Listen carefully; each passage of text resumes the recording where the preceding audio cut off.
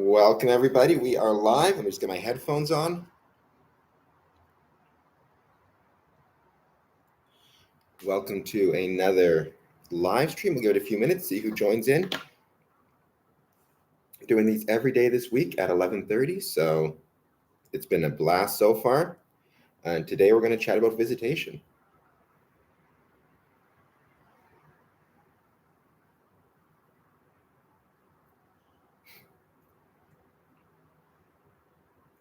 So we'll just give people a few minutes to jump on and say hello.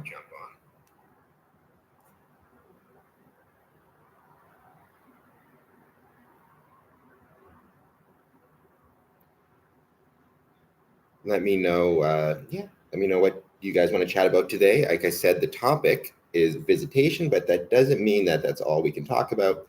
We can talk about anything you guys want to talk about. That's kind of the fun part about this.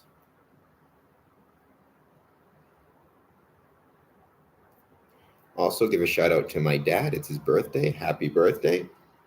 I shared some stuff on social media about his birthday. He's my dad and my brother. I love him, obviously. He's a great Mason, a great father, and a great guy. So, yeah, he might be joining us, but he had an appointment with his hairdresser. So that's, even though he doesn't have a lot of hair, sorry, Dad, but we know it's true. But still, I'm very happy and hope he can join us and chat with us. Usually I find it takes about half an hour or so for people to start jumping on. So we'll give it a bit of time.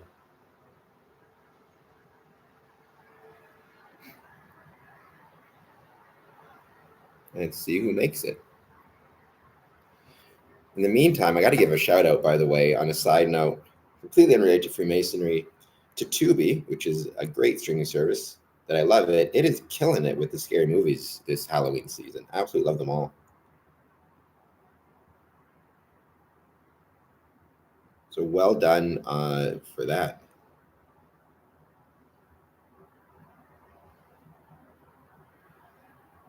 I think I posted something about that on my social media, on my Twitter.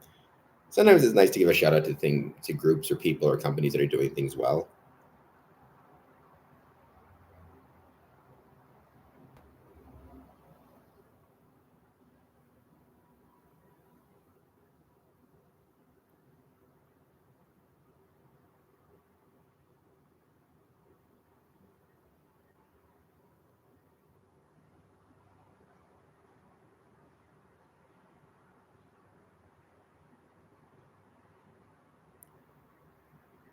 Oh, good morning. Welcome, Paul Ravenstone. Good to have you back. How was I hope the rest of your night last night went well. I hope that you are having a good day today on this beautiful fall day. I know our weather is pretty much the same, whether you're in Windsor or Michigan. So I hope you're enjoying the day as much as I am. But let me know how you're doing and what's going on.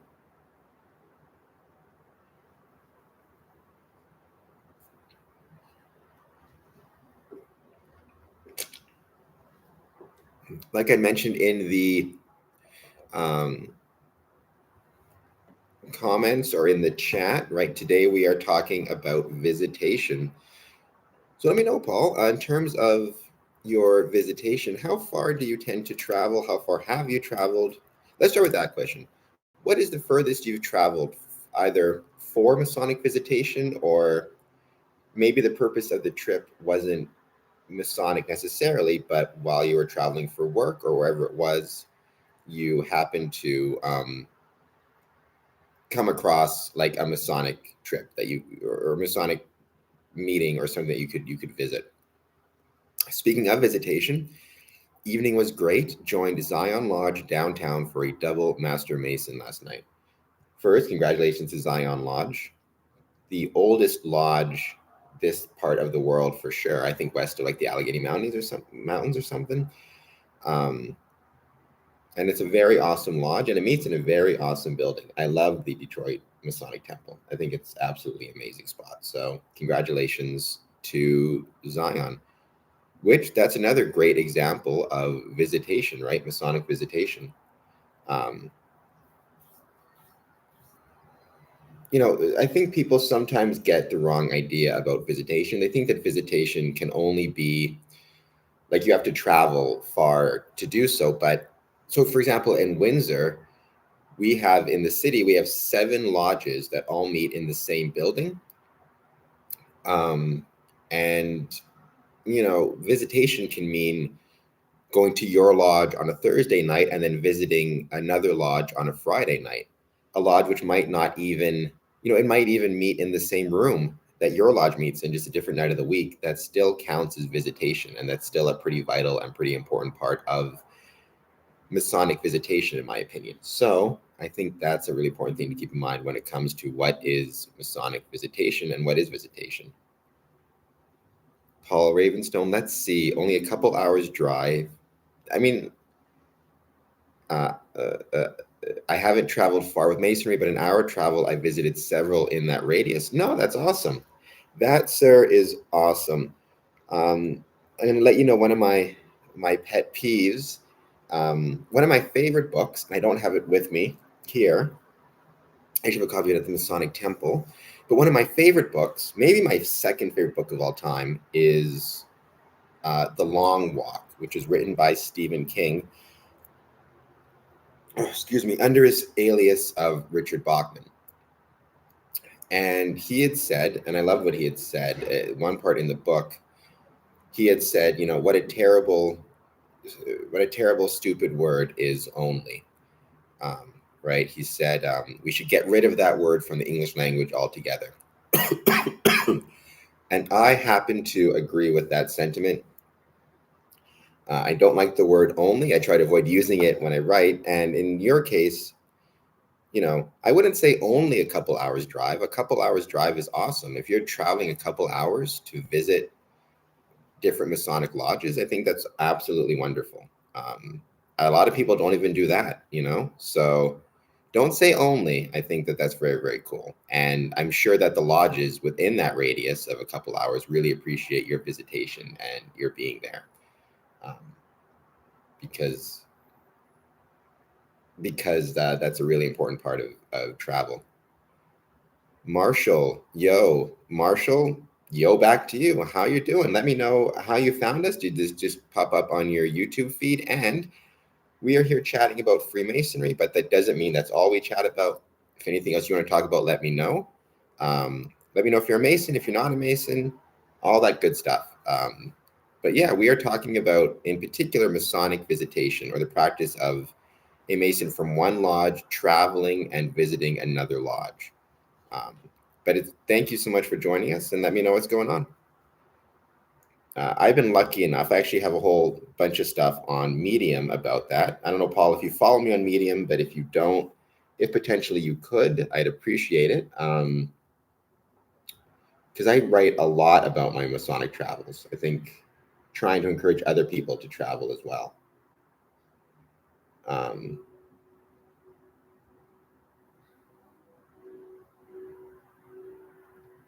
Hold on just one sec. Let me see if I can I'll leave a link to the Medium page. Actually, what I'll do, because we got Ravenstone here, I will leave a link to my most recent article, which I wrote all about my travels to Michigan, which doesn't even seem like, it's funny because, to me, traveling to Michigan, it doesn't even feel like visitation necessarily, because it's just so, all right, there's the link, Paul, because it's so close. Like I can see it from my window, but it still is part of my travels. Marshall, are you a tourist or you love to? I do love to travel. I love traveling.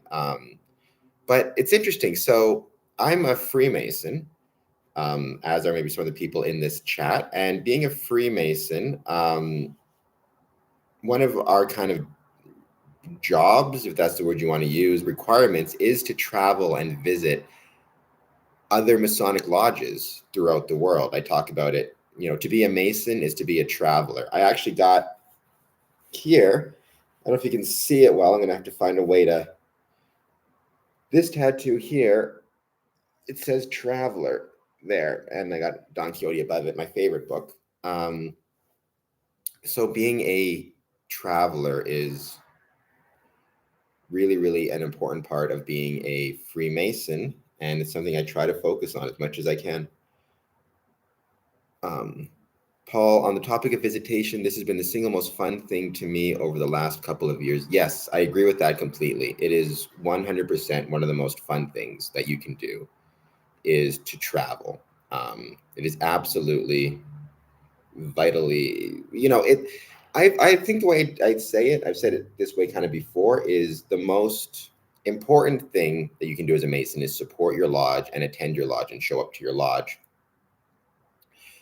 But the most fun thing you can do and the most enjoyable thing will probably be travel by a long shot. So I encourage everybody. You're just hurting yourself if you don't take the time to travel.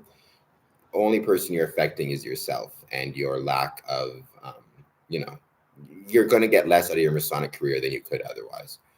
Marshall, well, I mean, where you're from, if you're a tourist, if you travel, even if you're not a Mason, just do you do travel and what has your experience has been like? Hello, Cameron. Hey, Dad, I thought you were getting your haircut. Although in fairness, you don't have a lot of hair, so I guess it doesn't take that long to get it cut. My visitation was up north in Manitoba on a bus for the Grand Master visit of Northern Lodges. That sounds like it'd be a lot of fun. One of my goals is to travel up to Northern Ontario and take part in some of those tours, because here in Ontario, they do a similar thing. They do a Northern tour in Ontario, which seems really, really awesome and a lot of fun. Nicholas Ramita. Hello, Nicholas. Nicholas is going to be joining us on Monday. Nicholas is going to be joining us on Saturday morning at 11:30 for what might be our last live stream, where we're going to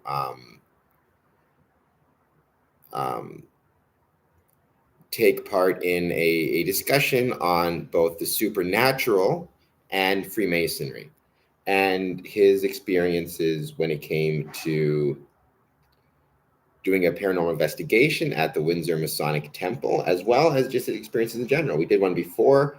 One of our regular listeners, people who tunes in, Courtney, loved it. So we're going to do another one, and I hope everybody can join us. How long, Dad, roughly was the trip, like hour-wise, to get from Winnipeg to the north? I'm guessing at least a few hours, if I'm not mistaken. But let me know.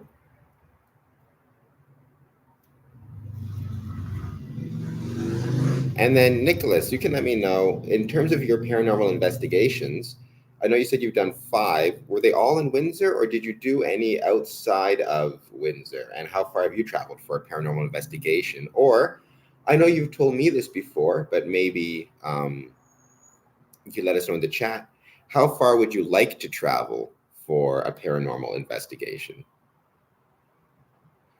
I will have to leave soon for a haircut. Is it okay for my hair? Yeah, anybody can. Well, tell your hairdresser to, if you share the link with your hairdresser, then your hairdresser can sign in as well and chat and say hello on her phone.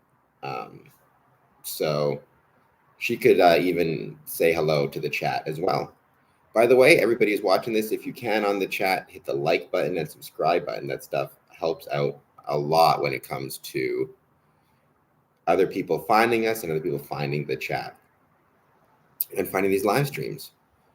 Nicholas, most in Windsor, all in Ontario. All right, nothing's wrong with that. So what's the furthest outside? I haven't done it yet, but I want to. My son goes to college in the UP at Michigan Tech University, and I want to visit the Copper Harbor Lodge, but I haven't been able to coordinate that yet. Well, if you do coordinate it, Paul, let me know. Maybe I could go with you. That would be a lot of fun, potentially. And we could travel up there together. Because I've never even heard of the Copper Harbor Lodge. Can you put in the chat what that is? Maybe I'll check on Google. Just for everybody who is wondering, because we've got a lot of non-Michiganders, non-Windsorites in here. The UP stands for Upper Peninsula, which is the northernmost part of Michigan. It's supposed to be absolutely gorgeous up there. One of the most, I've never been there myself. The furthest north I've ever been in Michigan was Bay City for some wrestling. Oh, Copper Harbor is an unincorporated community in Michigan. Furthest north I've ever been. Wow, it looks gorgeous. I'm going to share the screen so people can see this. London, Ontario. That's awesome. London, Ontario. Very cool, Nicholas. So visitation, whether you're doing it for paranormal research or you're doing it for masonry, either way, it's very important. Oh, look at that view. That is a place to visit. It looks absolutely gorgeous. About 5 hours and 49 minutes from Windsor. So about 5 hours and 49 minutes from, oh no, geez, it's 9 hours. It's about 10-hour drive from Windsor and a 6-hour flight. I'm guessing because it's a lot of small flights. Matthew Isherwood. Hope you're well, Cameron. It was great to meet you at the Heritage Village Flea Market at the end of August. Thank you so much, Matthew. I had a great time there. I love going to Heritage Village. My plan is to go back there next week for a special event to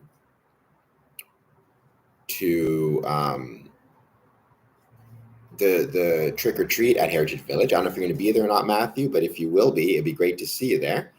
Thank you so much for jumping on the chat. If you could hit the like button, hit the subscribe button, I'd really appreciate it, and it'd be really, really helpful. To the chat, more people hit the like and subscribe buttons. But Matthew, let me know, are you going to be at Heritage Village for the event on October 30th? And do you know if anybody else is going to be there as well? Harry, it's a free haircut for a free beer. Don't tell the government. Well, you just did, because this is being recorded. So if you end up getting taxed for the free beer, it's your own fault. Courtney Duffy, happy birthday, Harry. Hello, Nicholas and chat. Courtney, welcome back. Thank you for joining us once again. We'll be back again tomorrow as well, and I'm sure you'll be joining us again tomorrow. But thank you so much. And then Matthew, we're here talking about visitation, Masonic visitation especially. But let me know, I mean, how far have you traveled to say have you ever seen different Masonic buildings, different locations? Heritage Village has Heritage Masonic Lodge, which is a beautiful building. And I think it's kind of a gem, and we don't often appreciate how lucky we are to have it here in Essex County, which is why I'm so excited to be back there soon.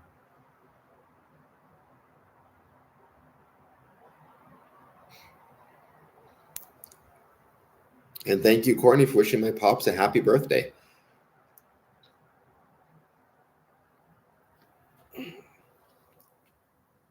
So, Copper Harbor Lodge, let's see if we can figure out more information about that while we're waiting, because talking about visitation, this seems like it'd be a really fun visitation to engage in. I'm guessing we'd have to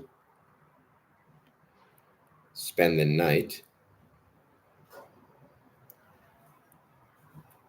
You're driving 10 hours, so it'd be one of those things, you leave at like 6 a.m., get there at 4 p.m., thereabouts, do your Masonic meeting, spend the night, and leave the next morning around the same time, is I'm assuming we would do something to that effect.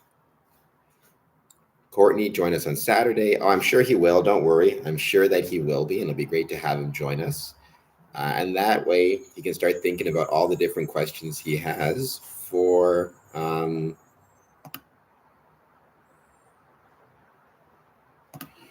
paranormal and supernatural. Copper Country Lodge, number 135.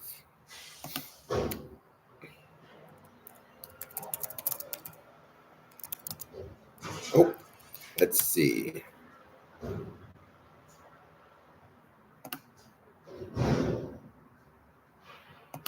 Close.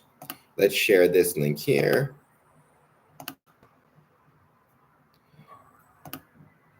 Copper Country Lodge, number 135, our lodge page.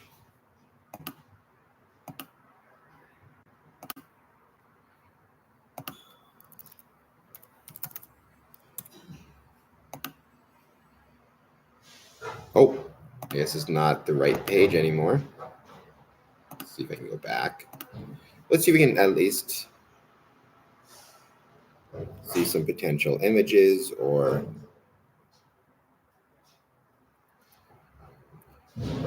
let's try this one here. Well, I'm looking forward to, keep me informed, Paul. It'd be great to travel with you, potentially up there, and to get to check it out. I'm just going to see if I can invite somebody quickly who looks like they might be interested in joining but need the link.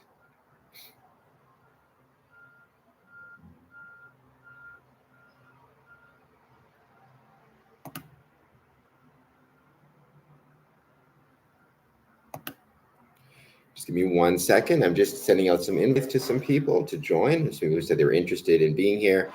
They have a lot of experiences.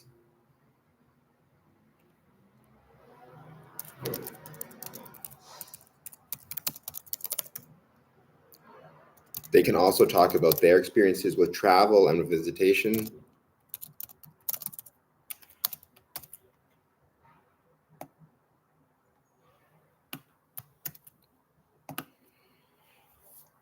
All right, we got this one here.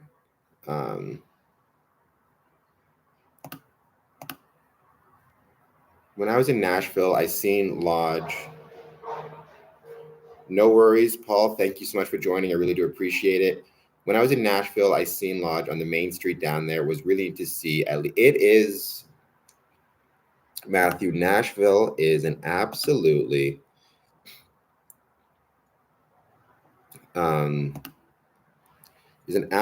amazing building. I think the Nashville Grand Lodge is one of the most beautiful Masonic Grand Lodges ever. And it's interesting because it's like it's kind of like Windsor. It's like it's not right downtown, but it's downtown. Like you're gonna catch it. You know what I mean? If that makes any sense. It's so big and it's so close located. And again, that's the really fun thing about traveling when you're a Mason is you're always trying to pay attention to these things. Do you know what I mean? And see if you can find it. And you're always looking for Masonic lodges. There's a term for it. It's actually called frequency bias, which I'm going to put in here. Frequency bias, right? It's this idea of like if you buy a red car, suddenly all you see are red cars. Or, whatever. You buy a blue car, suddenly all you see is blue cars. Or if you become really interested in cooking, then all you notice are cooking shows on TV. It's the same thing with being a Freemason, where once you become a Freemason, especially if you become active, then you're always seeing, you're always coming across and noticing Masonic references in TV shows, Masonic references in movies, and you're always noticing and coming across Masonic buildings because you're always kind of on the lookout for them, which I think is really cool. But yes, Nashville is incredible. I had the chance to be there. Let me see. I think it's on my Facebook somewhere. Let me see if I can track it down quickly. Show a picture of it. I'll use my personal Facebook, but I could probably use my Square and Compass one as well.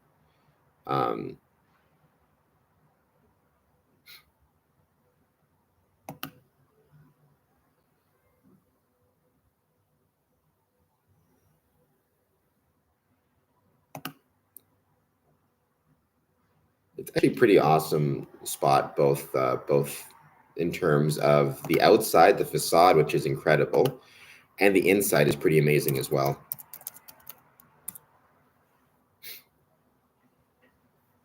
Yep, here it is. Let's see. The first time I guess I was there was 2013.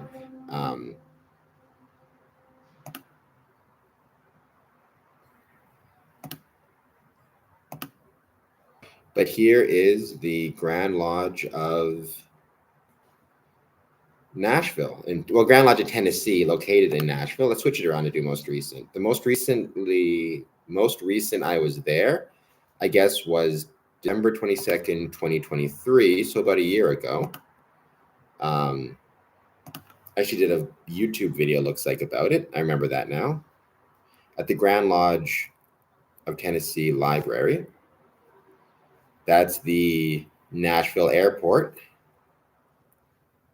There's a really good shot of it, I think. The Grand Lodge of Tennessee building in Nashville. You can see the absolutely amazing facade on there. So it's a really cool spot. Thank you, Matthew, for sharing it with us. I appreciate you letting me know. If you're just joining us, please hit the like button, subscribe button, all that good stuff. And we're going to keep chatting about our experiences with Masonic Visitation. How far have you traveled for Freemasonry? How far do you want to travel for Freemasonry? Do you have a wish list, like a place that you want to go really badly? And if you do, let me know where it is.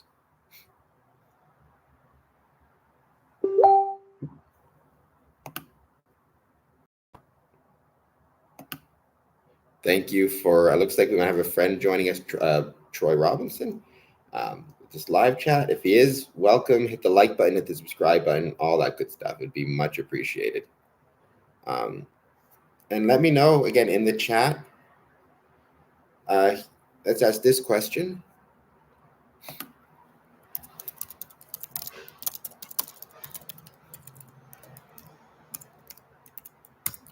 How often do you travel for Masonic events? Is it frequently? Is it not frequently?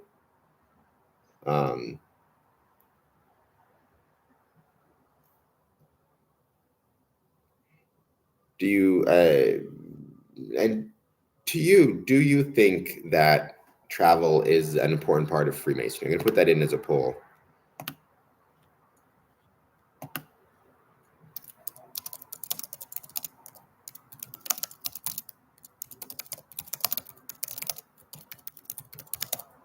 I may post that in my other sites as well. So yeah, hit the yes, hit the no. I'm going to put that on some other locations also.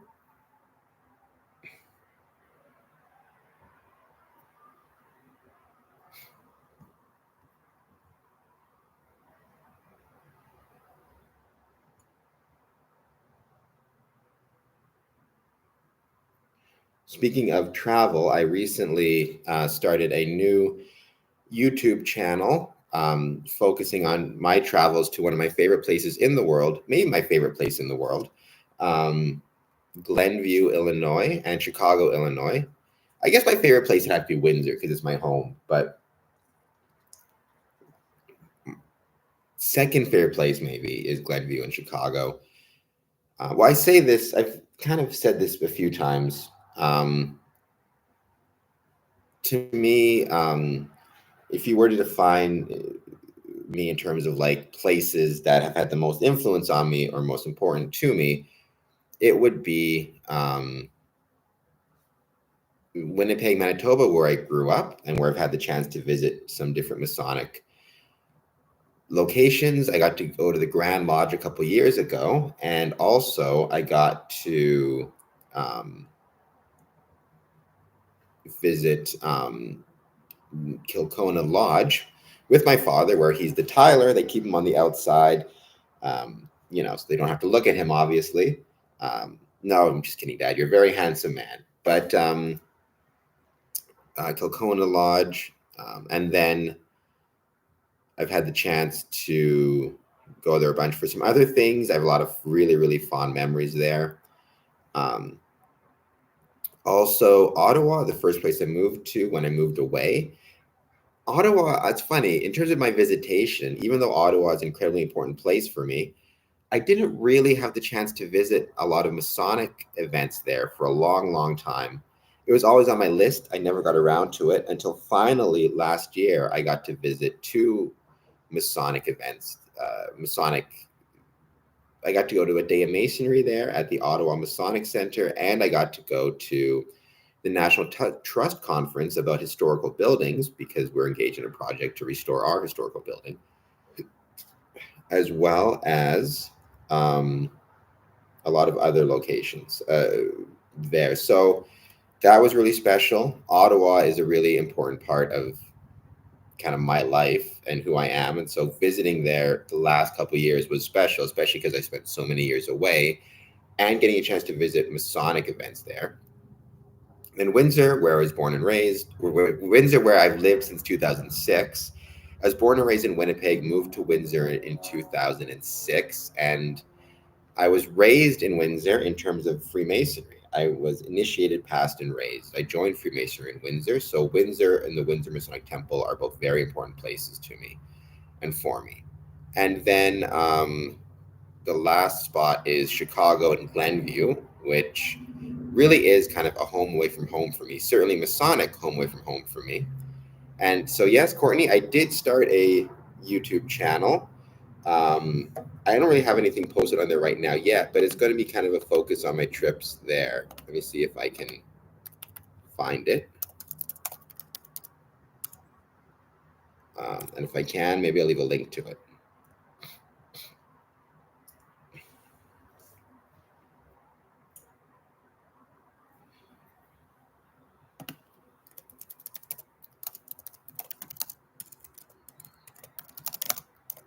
It's so new, it's hard to find, because when a YouTube channel is brand new and it doesn't have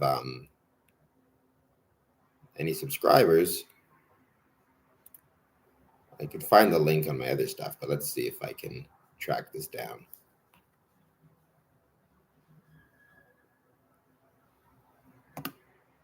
I'll see if I can share a link in there. Okay, I think that's pretty cool, Cameron. Thank you, Courtney.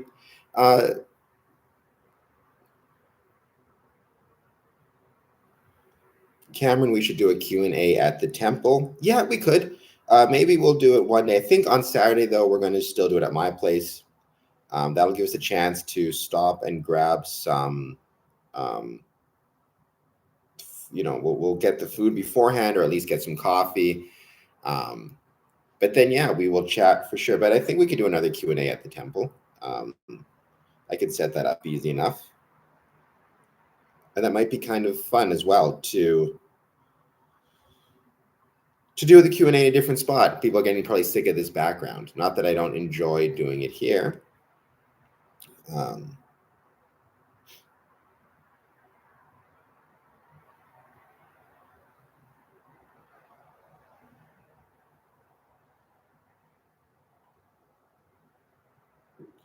Let's see, Courtney. I'm going to see if I can share this link to my other YouTube channel. If you want to hit the subscribe button, by all means.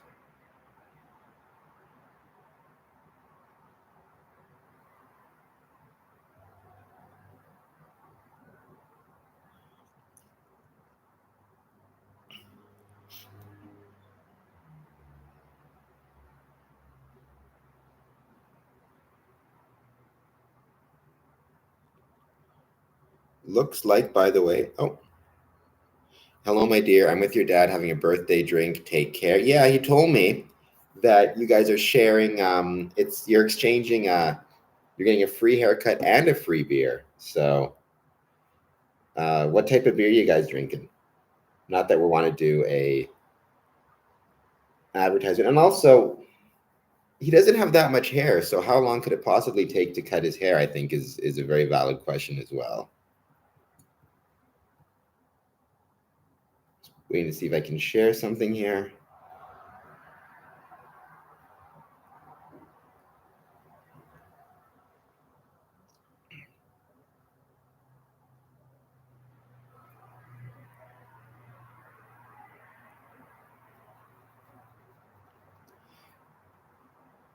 But yeah, and also you are welcome, by the way, to jump on yourself. If you just use your phone and hit the link, then you can listen to it yourself anytime we do this stuff. Let's see.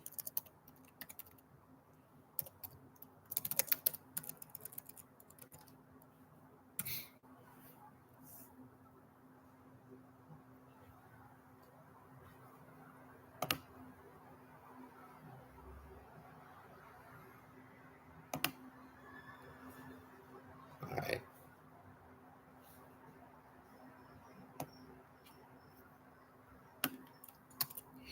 Let's see if I can share it this way. There we go. I just shared that. So Courtney, if you're still there, you want to click on that link I just shared. You can check out the newest channel I've got, which I don't have any subscribers to it. I just started it, but it might be kind of fun to check out. If you guys don't forget, if you're just joining us, hit the like button and subscribe button. We're here today chatting about Masonic Visitation. We had some brothers from Michigan talking about how far that they've traveled, how far we want to travel. Maybe we'll get a chance to take advantage of what we were talking about and do our trip up to Copper Harbor in the UP, the Upper Peninsula in Michigan, which is about 10-hour drive from where we are right now in Windsor and Detroit. But I think that would be a lot of fun. And also, everybody can wish a happy birthday to my dad, who's turning 35 years old today. So congratulations, Dad. You're 35 years old. Don't let anybody tell you otherwise. Maybe 36, right? But I don't think any older than that. My dad was talking about his Masonic visitation. He took a bus trip up to northern Manitoba, which is about a 2-day trip, if I recall correctly, he said. They do a similar thing in Ontario. They travel up to like Marathon, Wawa, a lot of the northern towns, really small northern towns, which probably don't get near enough attention from the rest of us. I remember when I was a probation officer, one thing I wanted to try was being a probation officer in the northern Ontario areas,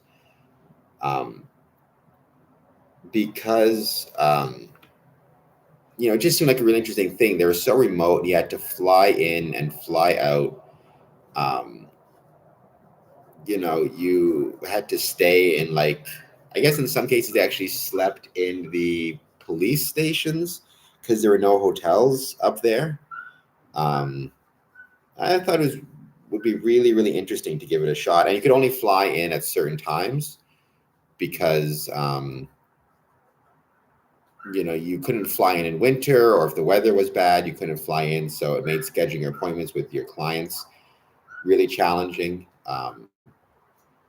But yeah, I always thought that'd be really fun. I think, but that's also true for Masonic visitation. Like, we talked about this yesterday a bit. We had Zachary on. He's from Texas. The size of your jurisdiction, if you look at Northern Ontario, it's so huge, right? It's just so giant, the size of it, the size of Texas. Getting from one place to another to take part in visitation, especially if you're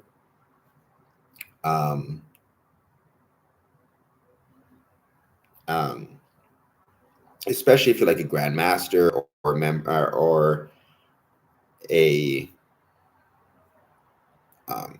member of the Grand Lodge.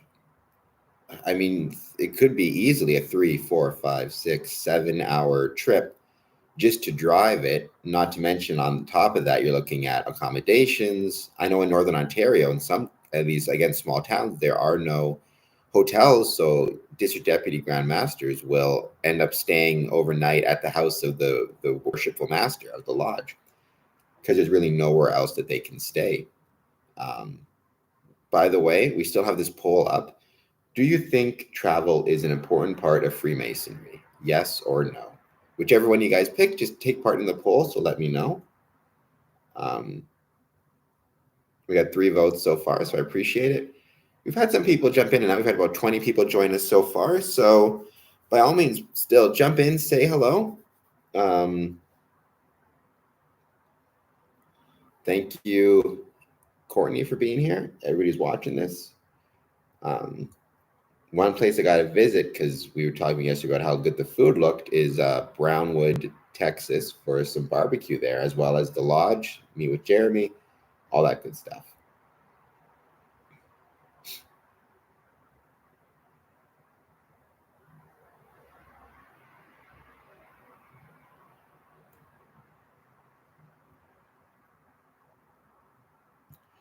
We'll give it a bit more time to see who else joins. We still got about, we'll do this for another hour or so. Anybody wants to join, we're going to still keep chatting, like I said, about Masonic visitation, how far we've traveled, And also let me know though in the chat, by all means, let me know if you guys have taken part in Masonic Visitation yourself, or no, sorry, let me know anything you guys want to chat about and talk about, right? I try to pay attention to the topics that pop up on these live streams, and see what people are chatting about and talking about, what they're interested in. Same thing though, let me know what you're interested in, what you want to talk about. I think that'd be really, really helpful to this live stream, because I'd like to know what you guys want to chat about. Can't just all be me and what I want to talk about, right?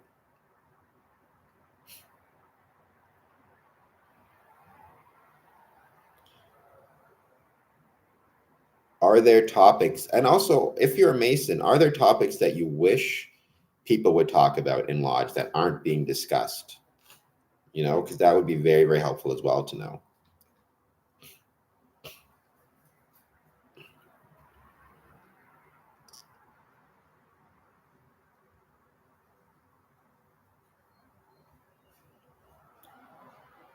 I think sometimes, especially if you're a newer Mason, there may be topics that you want people to discuss, you want your lodge to discuss, but maybe you're too hesitant or too nervous to bring them up yourself. So in which case, I'm hoping that other people, this can be maybe a good opportunity to make that suggestion in the chat. Like, what do you want to talk about? What questions do you have? And if you're not a Mason and you don't know who to ask, I don't profess to be an expert. I'm certainly not that, but I do like to think that I can maybe have some experience. I've been a Mason since 2007. So potentially I can help you guys out with some questions or some answers to some questions you have, or at least try to send you in the right direction. I hope you guys also won't forget, we do have another episode being released of our podcast on October 27th, 2024 at 6 p.m. So coming up very soon. It's the episode with Elena Gorley. She took part in a special event at the Johnstown Masonic Expo. We're going to talk about that.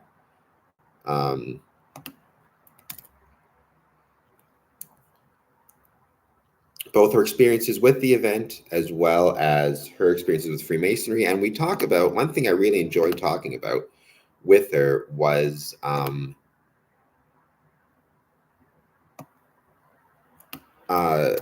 she's a therapist, and she was saying that one thing she's seeing a lot of is an increase in loneliness, an increase in people feeling lonely and feeling isolated.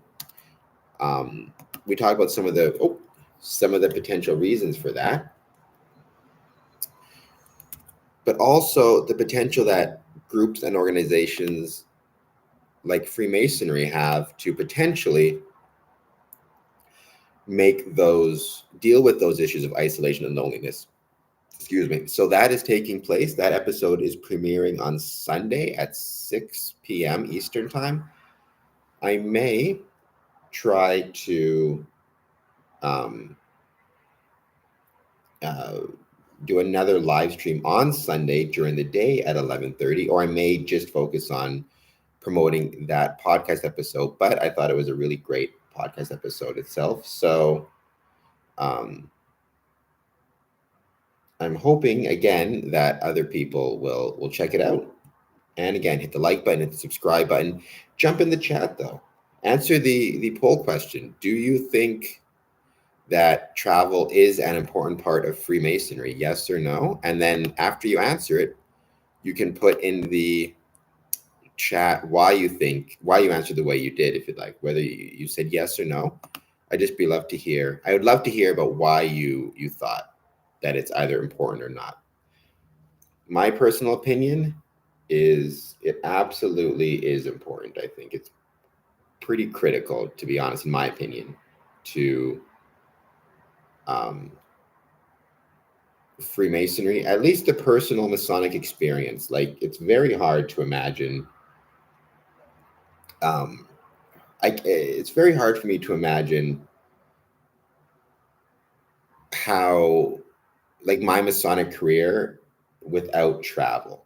I don't think I would have been able to enjoy it nearly as much, and got everything out of it that I got out of it were it not for my travels. And I've written a lot about that on Medium. On phone now, waiting to get me a brand new tablet from Amazon when I receive my social. Okay. I actually really like tablets a lot. I keep thinking about getting one, which I haven't done so yet, but it's on my list of things I'm interested in potentially getting. So let me know what type of tablet you got, Courtney, and if you think if you like it, if you want to recommend it, because I've been looking at potentially getting a tablet myself. Matthew Isherwood, happy birthday to your dad. Thank you so much, Matthew. Yes, happy birthday. 35 years. So pretty impressive, 35 years old. So congratulations and happy birthday to my dad. I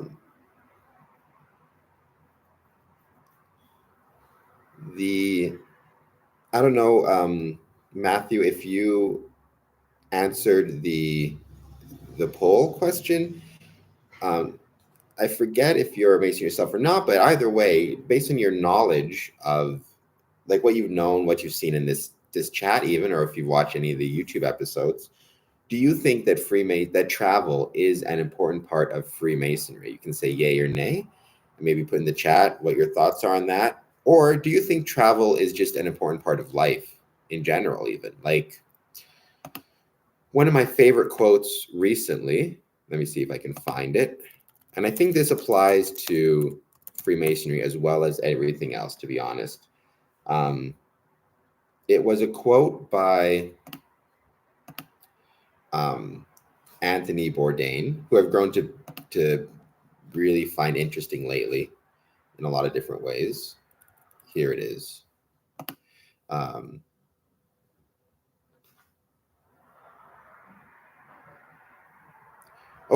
Paul, Right Worship Brother Paul Chager, thanks for this. Thank you so much, Paul. I appreciate that. Thank you for jumping in and saying hi. I hope that your friend can make it to our coffee club tomorrow. It's a great chance to meet some brothers. Just make sure he goes in the back parking lot doors and crosses to the coffee club room. Thank you for enjoying it. Please, if you haven't done so, hit the like button. That really helps. And in terms of my work, we do have another episode coming out on Sunday, another podcast episode. So it'd be great to have him join. Courtney, do you guys decorate? We do decorate, not as much as I'd like, to be honest, but I'm hoping we can decorate it more this year. But we do usually put a few decorations up. Jim, a guy called Jim, puts up a lot of the decorations, and he does a great job. But definitely an important part, I believe. Yes, I believe it's very important as well. Sending the message right now. Great. I'm glad to hear it. I hope that he will be able to check it out. A good friend of mine, a good brother, Michelle, runs it. So the coffee club. So yeah, I really grown to like this quote. If I'm an advocate for anything, it's to move as far as you can, as much as you can, across the ocean or simply across the river. The extent to which you can walk in someone else's shoes or at least eat their food or sit in their lodge, it's a plus for everybody, right? And so I personally agree with that 100% of the way. And I think that that's kind of a good,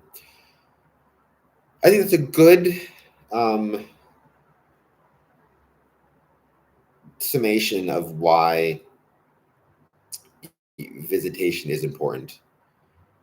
It's a plus for everybody. It's a plus for every Mason. You need to decorate the whole building in and out. I would like to see it decorated more. I'd like to see all Masonic buildings decorated more. I don't think Masonic temples, Masonic buildings as a rule are decorating nearly as much as they should. So I would like to see it as well. So I agree with you 100% on that. I always thought it might be kind of fun to even try to connect with the idea of the bright lights, right? And do a bright lights thing. Where we have bright lights in Windsor at Jackson Park, could we do more of it here as well? Might be kind of fun. And yeah, and by the way, Paul, tell your friend he's welcome to join us on our chat as well here. It doesn't just have to be for Masons. Non-Masons are welcome.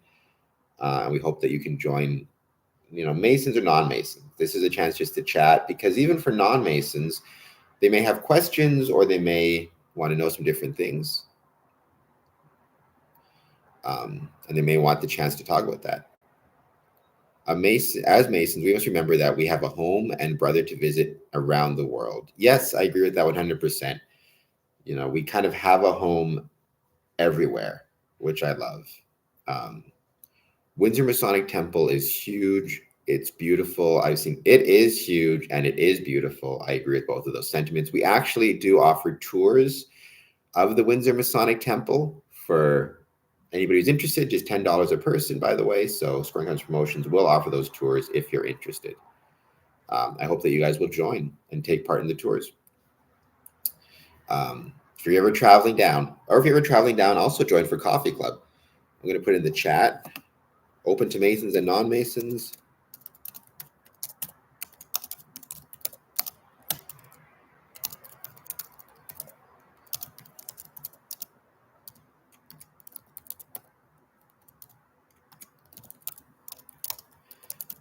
Just so it's there and people can see it. Coffee Club, Monday, Wednesday, Friday, 8:30 to 10:30 at Windsor Masonic Temple. Right Worshipful Brother Paul, do you guys at your Masonic Temple have a coffee club or anything similar to that? Like an informal get-together where people can meet, Masons or non-Masons can meet and kind of chat and talk about what's going on? Let me know in the chat if you do, which also is a type of visitation, right? I think a lot of Masons think of visitation as attending a lodge meeting or attending a degree, but I think visitation can mean you're traveling somewhere for work, you have a few hours that are free in the evening, and you stumble across a Masonic building, maybe close to your hotel, and you will knock on the door. And maybe there's no meeting going on, but there's some type of special event happening that you can take part in, or you can grab a cup of coffee, or you can take an informal tour, or you can even just take a picture of the facade and share it on social media and talk about what a beautiful spot it is, right? That all is kind of types of visitation. It doesn't always have to be a formal meeting or a formal event. In some ways it can be better if it is, but it doesn't have to be. I hold a mentorship program every Sunday, 6 to 8, to discuss the ritual or plan for an open house or just hang out. That's another great example of, you're in town, it's Sunday night, and you stumble across the temple and you're a visitor. Again, maybe there's not a meeting, but that doesn't mean you can't take part in the open house. And that's great, or the mentorship program. So that's awesome, Paul. I'm glad to hear that. We do something similar in Windsor. Every Wednesday, we have a mentoring night, Wednesday night. So it's great. The more lodges and buildings that do stuff like that, the better it is the better it is for Masonry in that area, in that district. So that's awesome to hear.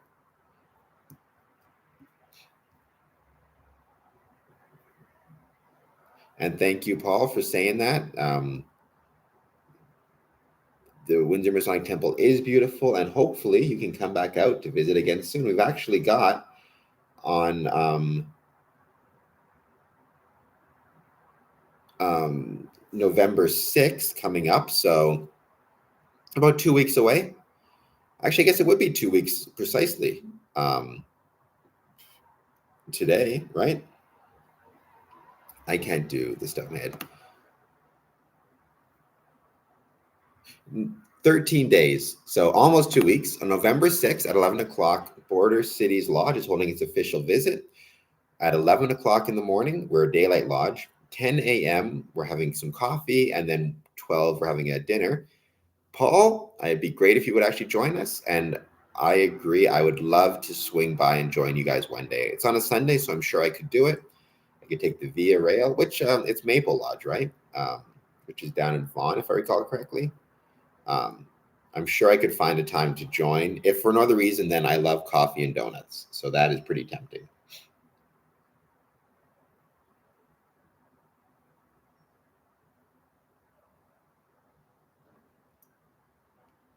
I had the chance to visit, speaking of visitation, I had the chance to visit Maple Lodge for their for their installation last year in December. I thought it was really neat to see. First of all, it was really interesting to see the lodge itself. Kind of, it was basically a house, right? So that was really cool. I loved the kind of the I loved kind of the I'm trying to think of the word, like the ambience of it. Like, because every lodge, every Masonic building is different, but they're all beautiful in their own ways. I loved it. It was kind of a very cozy atmosphere in Maple Lodge. So I loved that. Please join us for the Maple Lodge installation. I'm the Selling Master on Tuesday, December 10th, 2024. It is on my list for sure, 100%. I'll try my best to make it out there. That's a busy season here in Windsor as well. That's when 90% of the installations are taking place, but I'll see if I can join. Yes, and the house was built in 1908, and we added the extension in 1997.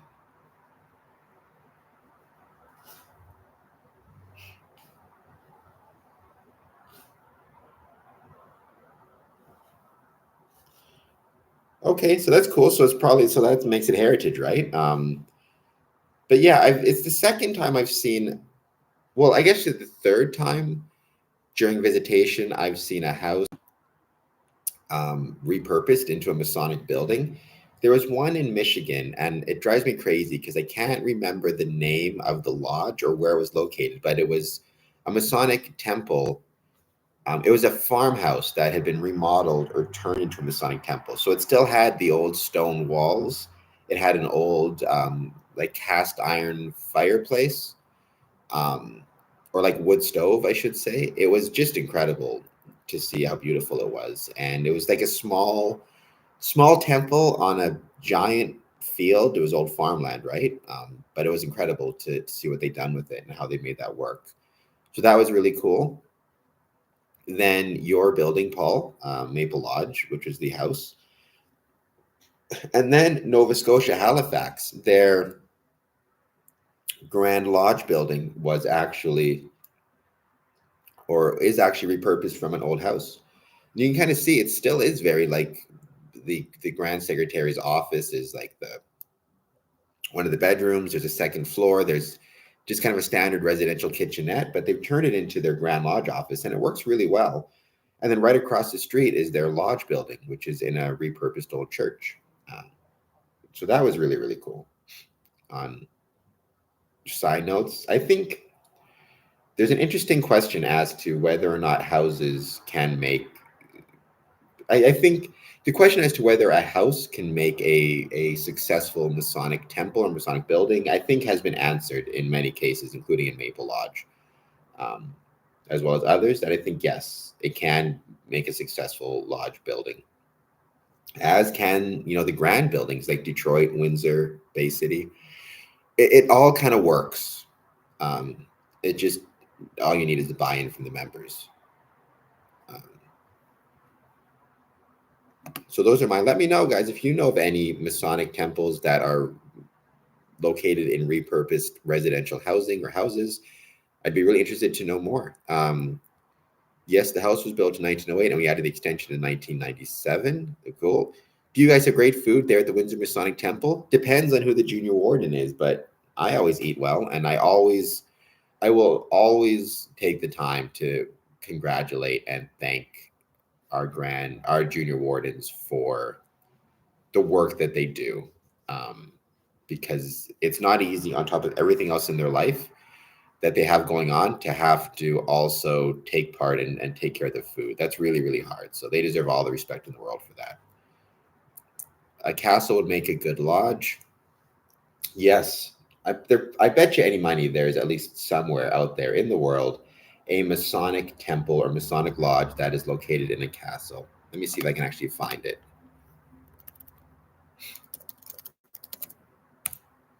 Masonic Temple. I'm going to say Masonic Temple Castle. First one that pops up is Masonic Temple Detroit, which I guess makes sense because it is kind of looks like a castle. Windsor's popping up, but again, this is curated. Philadelphia. I mean, that looks like a castle. Oh, hold on here. All right. Abandoned Masonic Castle Mansion. I'm going to visit this. This was on Reddit. Let's see what they say. Cool thought, Nicholas. I agree. Very cool thought.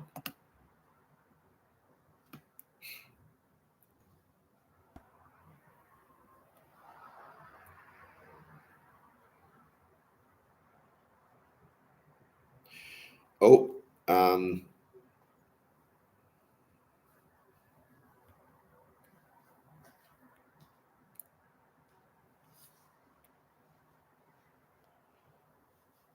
it looks like it's owned in part by the Prince Hall. I'm not sure if this is actually a Masonic building or not, but let's see if we can share.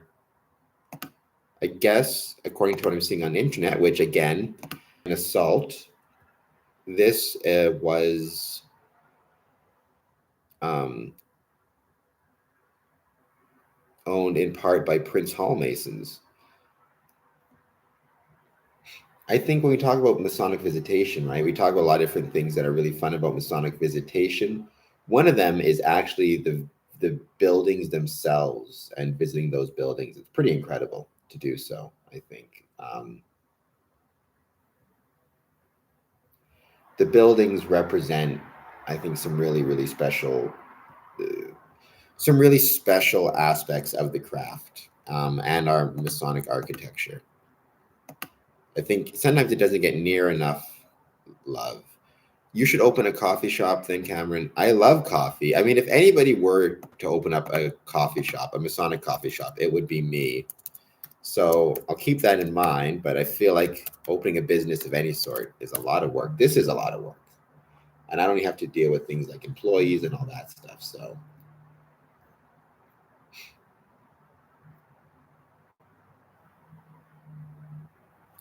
but let's see. I'm going to see. I talked about, one of the best things about visiting is the fact that you can check out amazing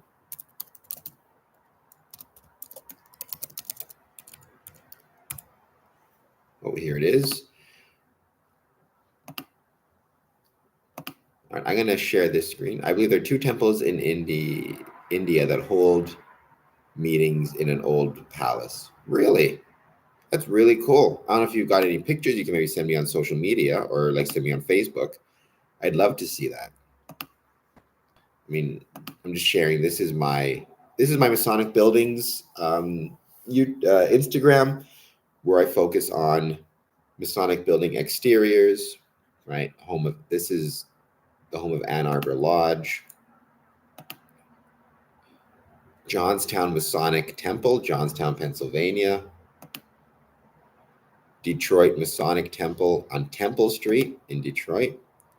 Heritage Lodge in Kingsville, Ontario. Ottawa Masonic Center in Ottawa, Ontario. Brighton Masonic Center in Brighton, Michigan. Grand Lodge of Nashville, Tennessee. Joppa Lodge in Gladeville, Tennessee. Franklin Masonic Temple in Franklin, Tennessee, home of Brad Paisley, who was a Mason. Oops, we need to do that. There's Maple Lodge. Talked about that in Vaughan, Ontario. Weston Masonic Hall, Toronto, Ontario. Tavistock Masonic Building in Tavistock, Ontario.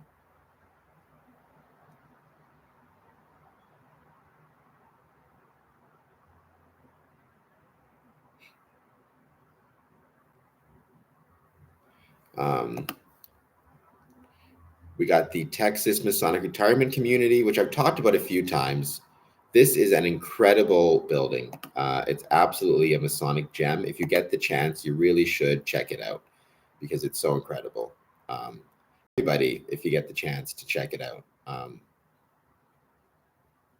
I mean, Texas, yeah, it's far, but stuff like this, believe me, traveling to stuff like this is worth it.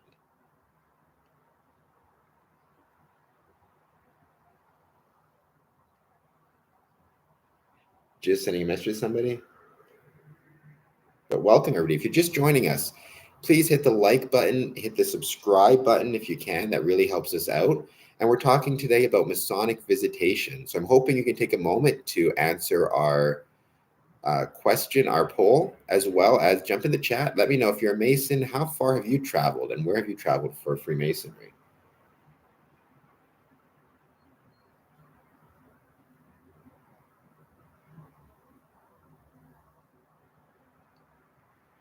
The more likes, the more subscribes we get, all that type of stuff really does help us. I'm going to keep on going through this, but again, please jump in the chat. I'd love to chat with you more about your Masonic visitations and what you think of as being the important part of Freemasonry in terms of visitation. Because we've got, here's another one, Mosier Valley Masonic Lodge, number 103, Prince Hall, Freemasonry. Brant Masonic Center in Brantford, Ontario. Talking about castles or being in a castle, the Indianapolis Scottish Rite Cathedral and Masonic Center in Indianapolis, Indiana. This was from January 20th, an incredible event and one I'm still super proud of. Dearborn Masonic Center, Scottish Rite in Dearborn, Michigan. Scottish Rite Cathedral, Hamilton, Ontario, where they have filmed, amongst other things, It Chapter 2, which I love, as well as The Good Witch, one of my favorite TV shows and one of my favorite movies. So I love scary anything. I love things about witches and ghosts and goblins. So I love The Good Witch, and I love, obviously, Stephen King. So I loved It Chapter 2. Cambridge Masonic Center, Cambridge, Ontario. Nogales Lodge number 11, Nogales, Mexico. What an incredible spot that was. That was an amazing trip. That was where I got to do visitation in Nogales, Arizona, as well as Nogales, Mexico. Well, actually, I realized I made a mistake here.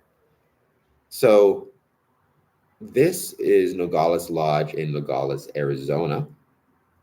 But later on, which we should have it on here, we went to Alonzo Flores Lodge in Nogales, Mexico. We actually walked across the border, through a gate, and then customs was right there. And then we walked to the other side, and then we walked to the Masonic Temple. So it was pretty amazing. Beautiful building. Orlando Masonic Lodge, Orlando, Florida. Jupiter Masonic Lodge, Prince Hall, Orlando, Florida. Pine Castle Masonic Temple and Lodge also. So I had a 12-hour layover in Orlando, some crazy long time. And what I did is I tried to find all the Masonic lodges within the vicinity to take the pictures. And there was a lot in the vicinity. Eola Masonic Temple, Orlando, Florida. Bedford Lodge, Bedford, Nova Scotia. Grand Lodge of Nova Scotia. So I talked about this before. This is that house I was talking about that the Grand Lodge of Nova Scotia turned into a repurposed into its Grand Lodge building. So that was really, really cool.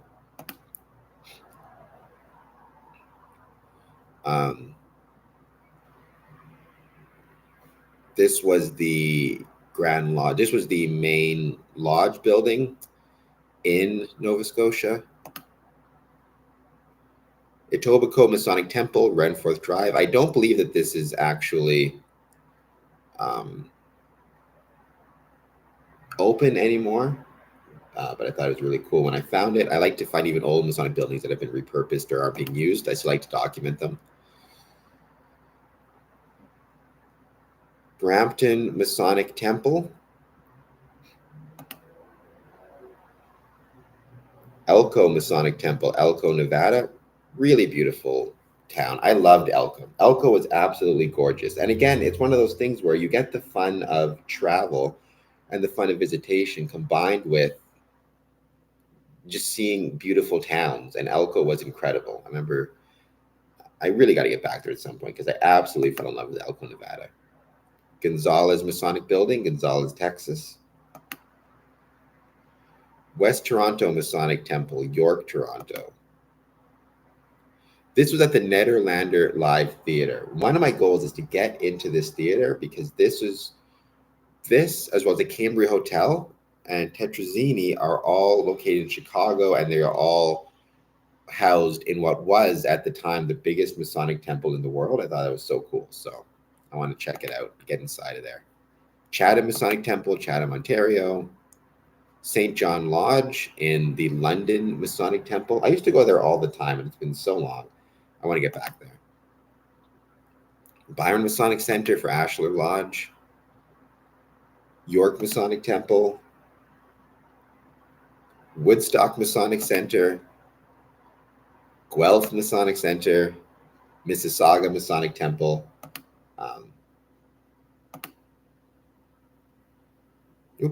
Grand Lodge of Delaware, located in the Wilmington Opera House. Looks kind of like a castle. 888 Yonge Street, originally built in 1918 as a Masonic temple. Cascia Lodge in Ardmore, Pennsylvania. Lombardy Hall, home of Granite Corinthian Lodge, also in Pennsylvania.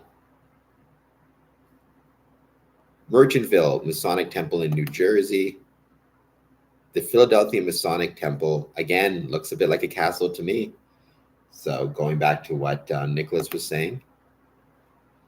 I like this picture because it's in black and white. I think it adds a lot to it. But the Jefferson Masonic Temple in Chicago, Illinois. Masonic home away from home for sure. I love it there. Masonic Building in Denver, Colorado. Scottish Rite Consistory in Denver, Colorado. So yeah, Masonic.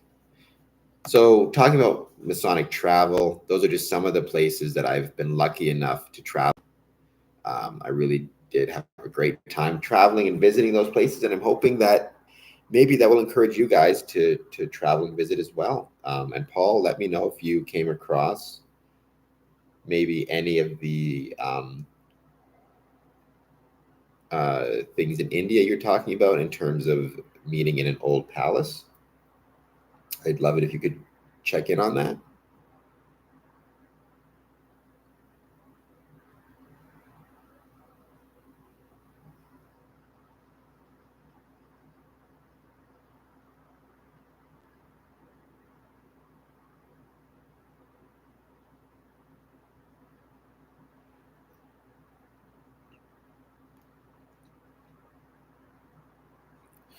I've not been able to find anything yet. No worries, Paul. No worries at all. If you can, that'd be great. If not, no worries. I'll look as well. I'll see what I can find. I'm also just going to throw in here in the chat. We still got a bit of time talking about travel. One thing that allows me to do this stuff is my live stream has or my YouTube channel, Square and Compass, has a Patreon. If you want to join us and join the Patreon, you can. It's free. You don't have to spend any money. You can if you want, but you don't have to. But it's a cool thing, and it helps me travel and have this podcast, which I love having. So in the meantime, though, let me know if, again, we're here talking about Masonic travel. Please take a few moments to answer the poll question. Do you think travel is an important part of Freemasonry? Hit the like button, hit the subscribe button. It looks like we've had 6 votes. Looks like 5 were yeses and 1 was a no. So if you did vote, I hope you'll let me know why in the chat you voted the way you voted. Whether you think travel is an important part of Freemasonry and what you think, what makes it an important part of Freemasonry, if you want to put that in the chat as well as how far you've traveled and what you think of as the importance of visitation. Again, if you could hit the like button and the subscribe button, all that good stuff. Hope you guys enjoyed seeing my Instagram account, Masonic Buildings. That would be great, and I appreciate you follow them as well. I mean, I already showed you the Masonic building exterior ones, I can also show you, again, talking about travel, Masonic building interiors. Let's see if I can find that one.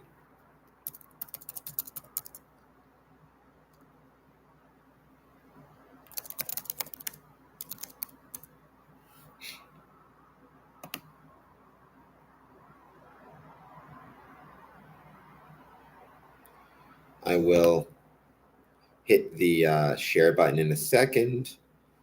So again, we have Masonic building exteriors and Masonic building interiors on Instagram. The interiors,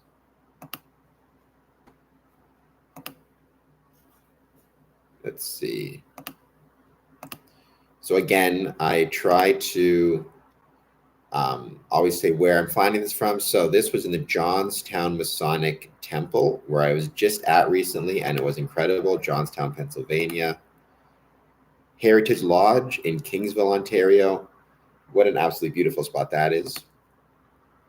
Rosen Plaza, Orlando, Florida, where I was at for the Grand Lodge's annual communication. East Kildonan Masonic Temple, Winnipeg, Manitoba. Crystal Grand in Puerto Vallarta, where they had their annual communication as well. I've got to write something about that in my YouTube or in my Medium account, because I've had the chance to visit Puerto Vallarta 3 times. And every single time it has been absolutely incredible.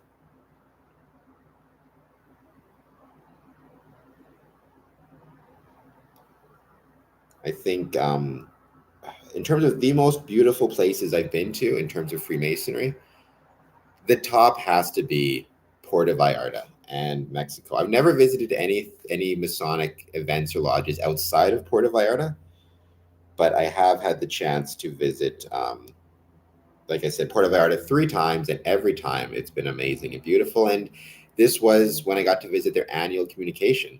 They gave me free dinner, which was nice, and free access to the events and some pins and some really cool swag. I think I shared some images from my trip to Puerto Vallarta as well, which I loved. So I hope that you guys will follow me on Medium, where I'm going to share some of those stories as well. I'm just sending out a quick message. But like I said, if you're joining us for the first time, hit the like button, hit the subscribe button. Answer our poll question. Do you think Freemasonry, do you think travel is an important part of Freemasonry? And then after you answer that, you can put down in the chat why you think travel and visitation, whether it is or isn't an important part of Freemasonry.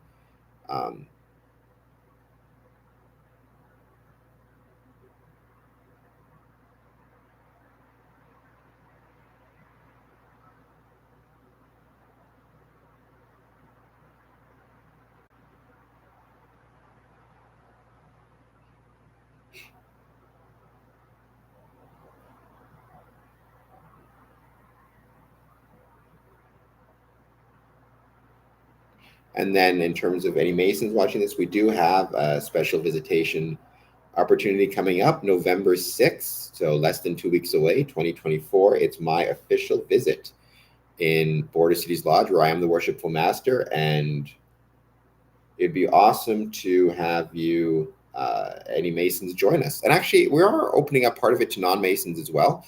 We're going to have a dinner afterwards, or a luncheon. It's at 11 o'clock a.m., but the luncheon will be at 12. So it would be great to have you guys potentially join us. Even Paul, I know it's a bit of a trip, but it would be wonderful to have you join as well.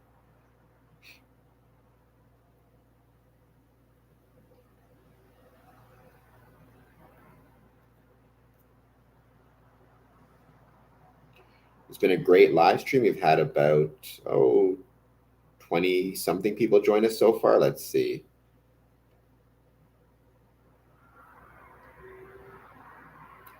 We've had 14 people join us, which is fine, which is great.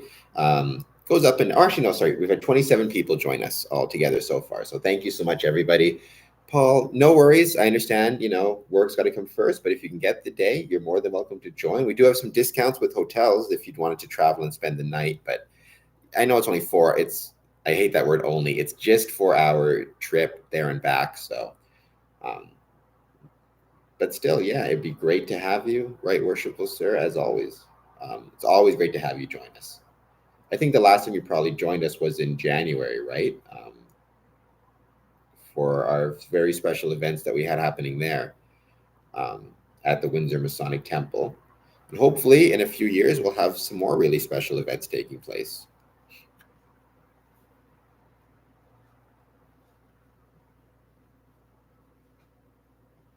That's right. It was so you were here for both days, right? You're here for the 19th and the 20th. Um, and both days were really, really special, I thought. So thank you for being a part of it. Fraternal Ties took a lot of really cool videos from that event, which I posted on my social media. We had a lot of great media coverage from it as well, which I really enjoyed.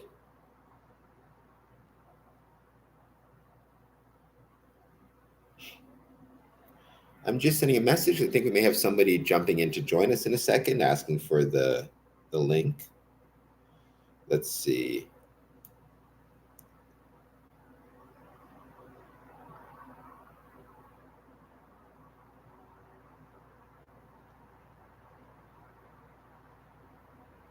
So yeah, give me 1 second, but don't go anywhere, guys. I'll keep talking in a moment. I'm just sending off.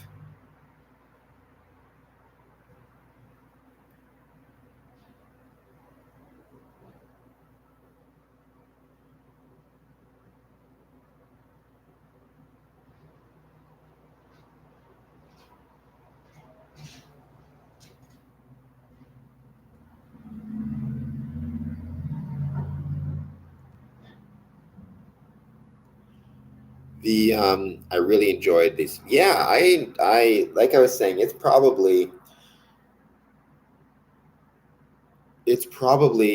been my most favorite Masonic events so far. I absolutely loved them. I've had the chance to have a lot of really incredible Masonic events through the years and take part in a lot of really incredible Masonic events through the years, but this one was definitely one of the big ones. Um, and it was really special. I'm hoping we'll do another, like I said, we're always working on other special events. So I'm hoping we can do another special event in the coming days and weeks and years. Like I said, the next event we're looking at is November 6th, and my official visit, which would be wonderful to have you guys at.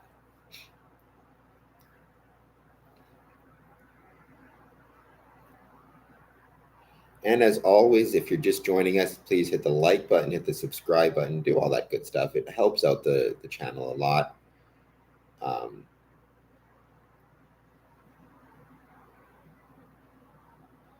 and yeah, and please put in the chat how you're doing and what, this topic was all about visitation. I'll keep going through.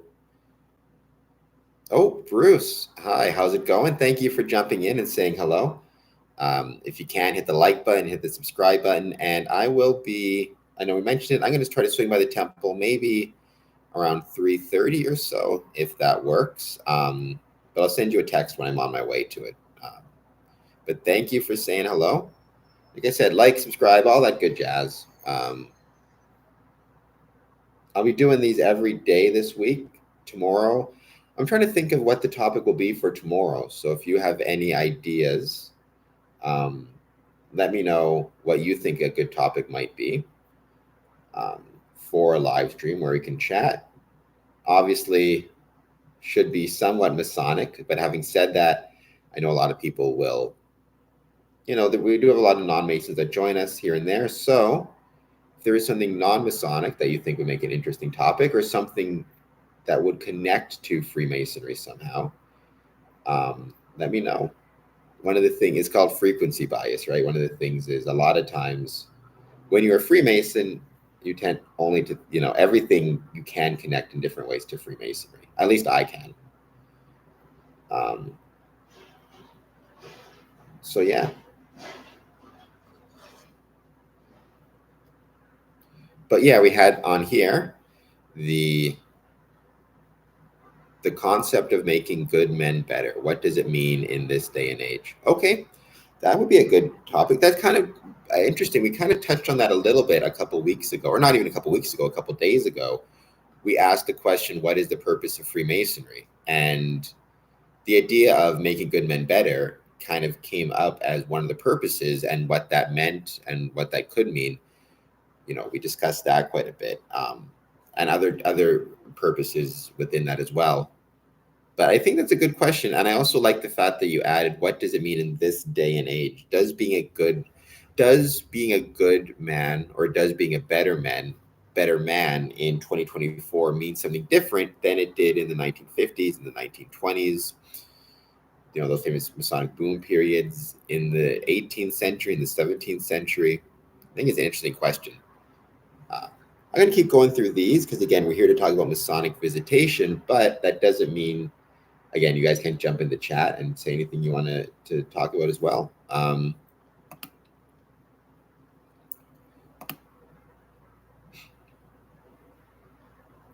Ottawa Masonic Center. Again, like I was saying, Ottawa, getting to visit Ottawa was such an important part of my Masonic journey. It really was special. And you guys can follow, and you guys can subscribe or follow these Instagram accounts, Masonic Buildings and Masonic Building Interiors 1. Grand Lodge of Tennessee, Nashville, Tennessee. White House Masonic Lodge, White House, Tennessee. Franklin Masonic Temple in Franklin, Tennessee. This was such a cool Masonic building, and they're going through a lot of the similar things that Windsor is, a lot of other places are, where they're trying to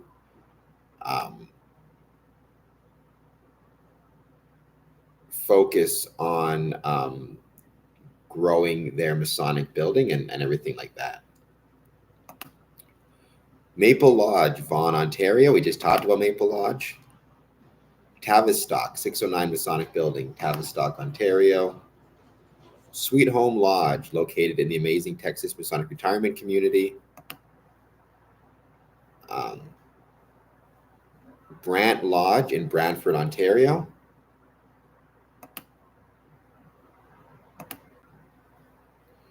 Scottish Rite Cathedral in Hamilton, Ontario.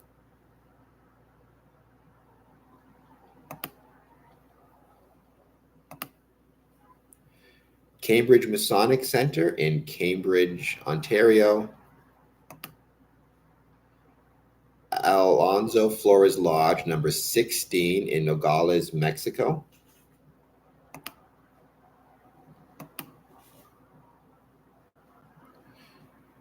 The Grand Lodge of Nova Scotia, Freemasons Hall. What a really beautiful spot this was. Like I said, I remember visiting here, speaking of Masonic visitation, there was so much rain outside. It was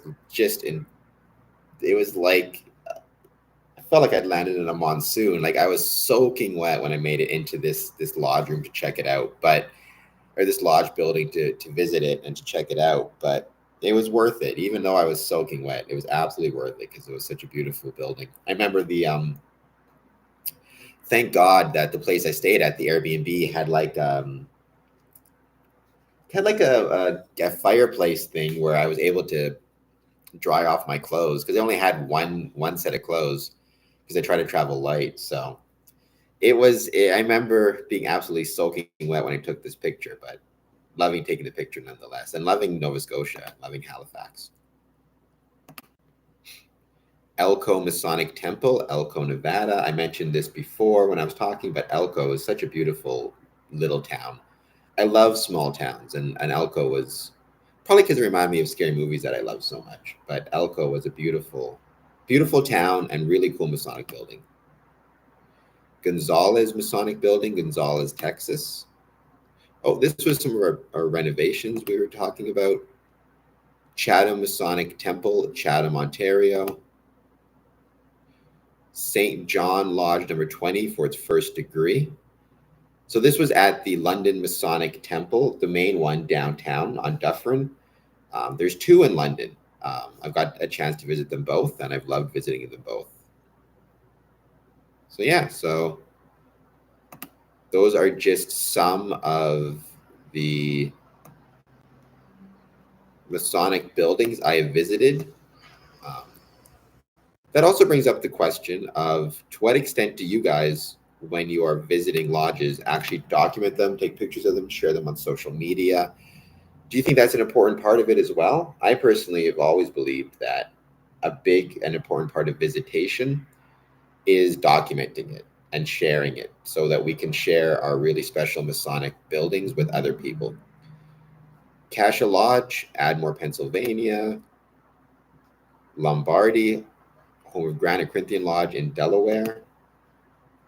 Philadelphia Masonic Temple is a truly a historical and architectural gem, which it is, and is honored to visit. Jefferson Masonic Temple, Chicago, Illinois. Denver Lodge, Welton Masonic Temple, Denver, Colorado. Grand Lodge Main Room, Denver, Colorado. Masonic Temple in Puerto Vallarta, Mexico. I love this. Again, I took this in black and white because I thought it made it look really, really cool. Burbank Masonic Center, Burbank, California. The Village Studios is a state-of-the-art full-service recording complex housed in a 1920s era Masonic temple. I got to see the inside of it, and I loved seeing the inside of it. It was incredible.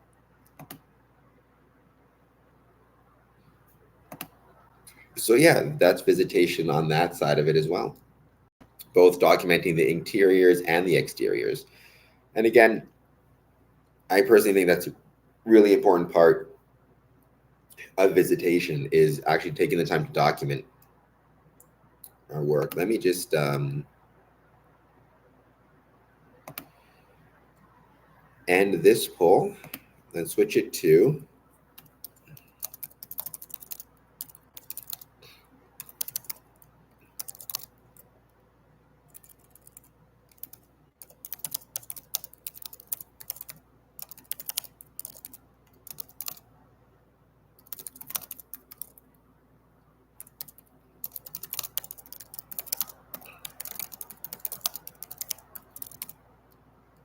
oops, I'm going to put another poll up. Sorry, guys, just typing.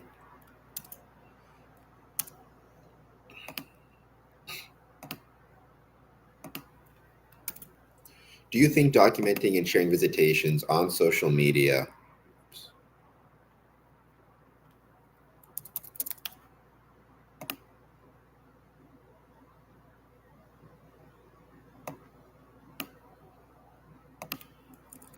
just trying to write this thing.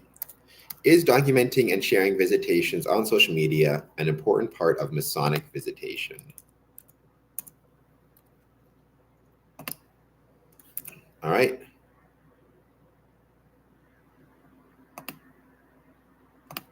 Another poll. Let me know what you guys think.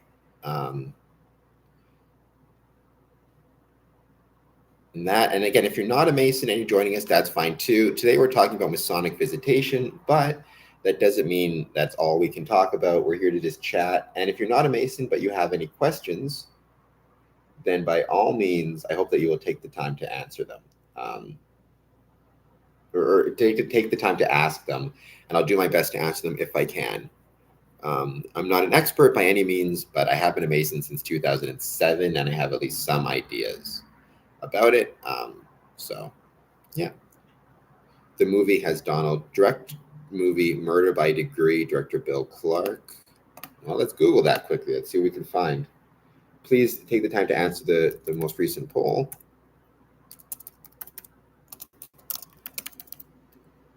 Murder by Degree, or is it Murder by Decree? 1979 film. Let's see. Oh, Sherlock Holmes investigates the murders committed by Jack the Ripper and discovers a conspiracy to protect the killer. So is this also a Masonic? Let's see.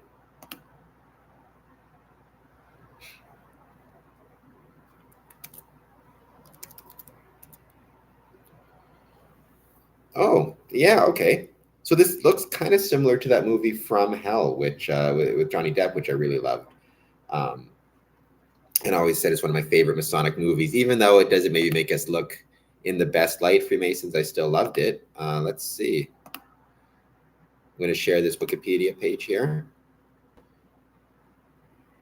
After the Metropolitan Police failed to apprehend the serial killer Jack the Ripper, Sherlock Holmes is approached to investigate the recent murders of prostitutes in the Whitechapel district of London. Helped by Dr. Watson and the medium Robert Lees, Holmes discovers that all the victims were companions of Annie Crook, a woman locked in a mental institution.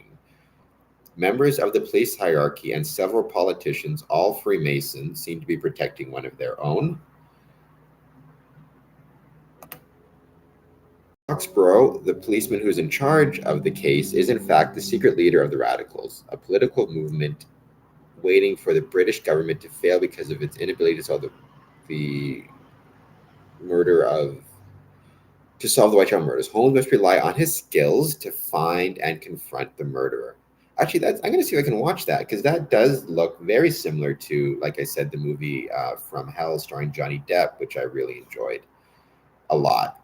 My favorite Masonic movie. Let's see.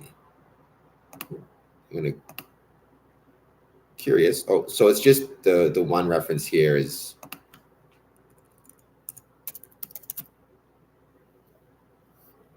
still very cool though. Thank you for letting me know about that, Courtney. I really do appreciate it. I love Freemasonry in pop culture, whether we're portrayed as the good guys or the bad guys. I think it's really, really cool. So yeah, maybe that's another topic we can have. I think tomorrow we might use Paul's topic, making good men better. What does it mean in today's day and age? But maybe next week we can focus on Freemasonry in pop culture.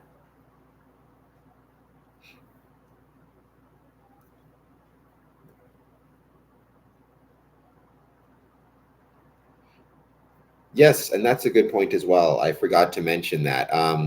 Yeah, so Paul, I mentioned they filmed It Chapter 2 there, which they did.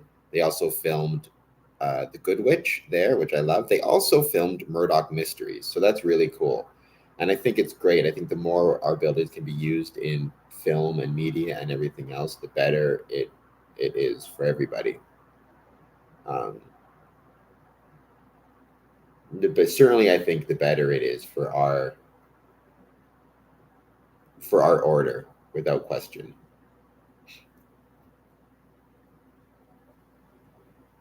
Because it's very hard to, I just don't think, I understand the desire to be insular. I just don't think we can be esoteric the way we used to be and expect to survive. And that's one of the reasons why I started this podcast, is to try to be relatively exoteric, except about those things which should be kept private. Even the idea of like, whether we even using the word secret, I try to avoid using it. I switch it to private, right?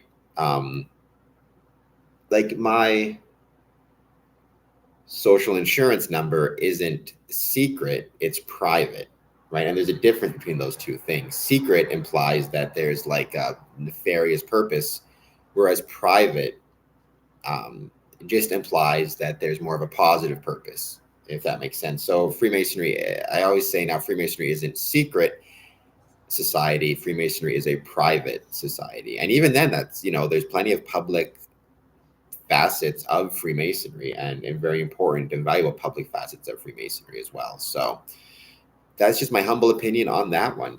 It's great to see so many people joining us. If you could hit the like button and the subscribe button and just jump in the chat and say hello, how's it going? As I was saying, we're here to chat about, anything we want to chat about, but today the topic has been on Masonic visitation primarily. But that doesn't mean we can't talk about other things. I was saying, I know I'm not, this isn't really a Masonic thing, but I'm just going to mention it because if you're like me, you love horror movies. And one of my favorite, right now, Tubi has got some absolutely, in Canada, has got some absolutely amazing scary movies on there. They've got Scream 1 through 4, a lot of the Saw movies. So a lot of also really old good stuff, Sorority Row. So if you are like me and love scary movies, check out the Tubi app. And Tubi, if you want to give me some free money. I think even Tubi right now has From Hell on there. Let's see. Speaking of our favorite Masonic movies, it's got Practical Magic, which I love. It's got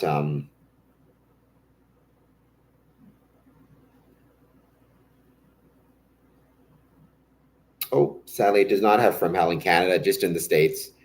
But you guys check that out if you can. Got all the Puppet Masters on there. Let me see. I'm gonna go to YouTube and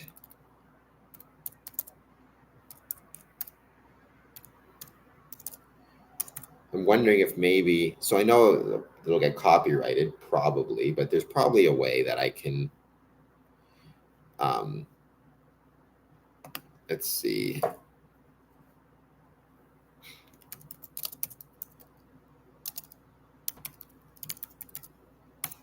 Oh, no, that's the wrong one.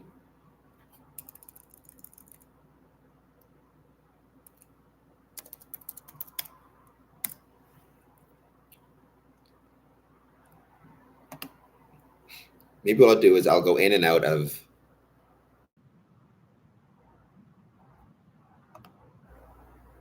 sound. Let's see.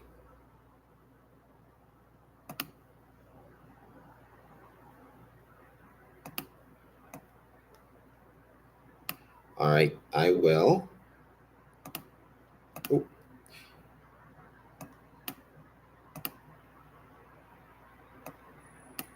I know to go too far, but Brother Cameron, I need to step away. No worries at all. Thank you for joining us. Anybody, come and go as you please, obviously, but we'll be having another one of these tomorrow.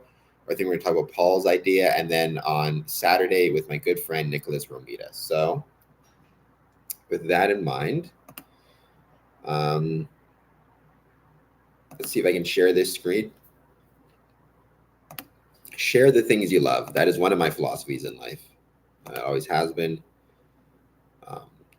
And so this is one of the things I love. So let's share. Paul, I will share the link for tomorrow. Absolutely. And share with your brothers. I'd love to have your brothers come out and join us as well. It'd be great to have them. All right, let's see.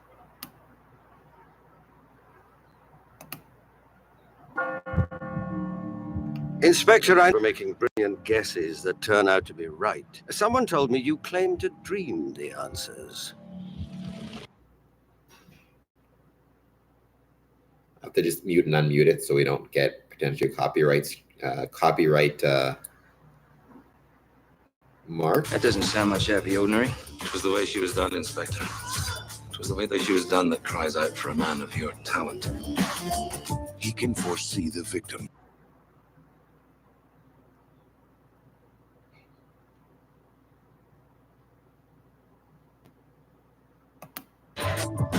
He could sense the suspects. It must be some. And how do you know that? This ain't killing for profit. This is ritual.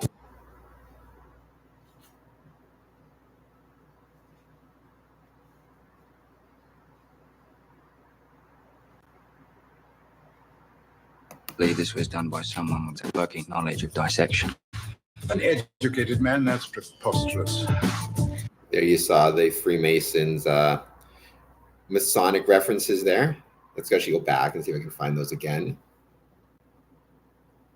Oh.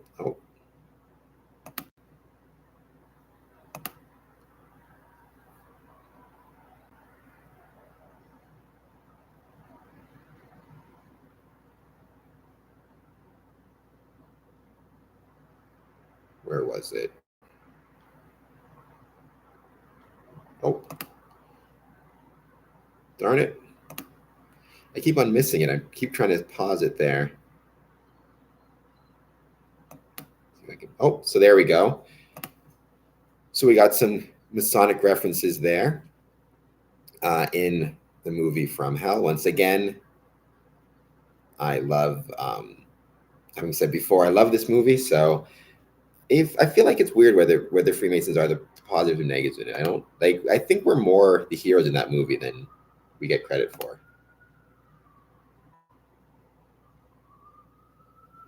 He expected I want you and your friends off the streets until I can sort this thing out. I do trust you. was to get close.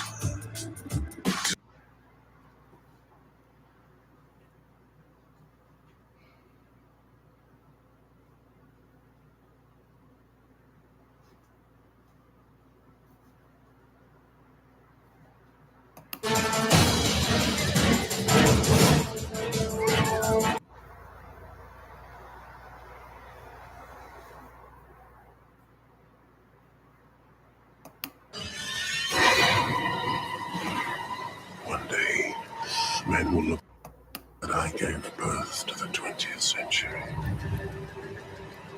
You're not going to see the 20th century. I always love that line about, one day men will say, I gave birth to the 20th century, and you will not live to see the 20th century.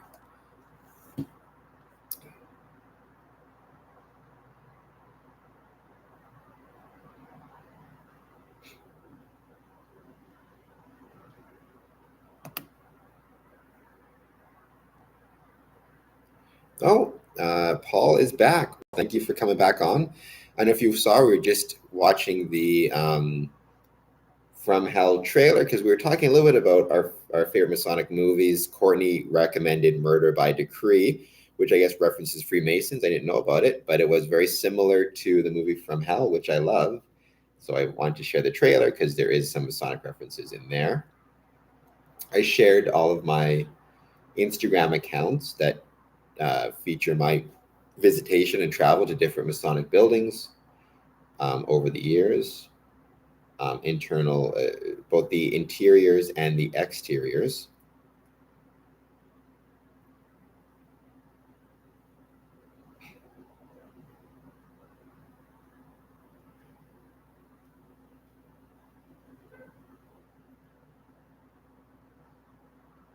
And so I don't know if you follow me, Paul, on Instagram, but if you do, or if you do get the chance and you want to check out those Instagram accounts, like I said, there's Masonic Buildings and Masonic Building Interiors 1.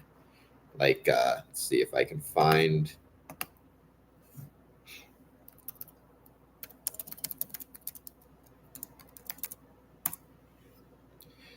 I'll go back and I'll share it again because I'm not sure how much of it you saw.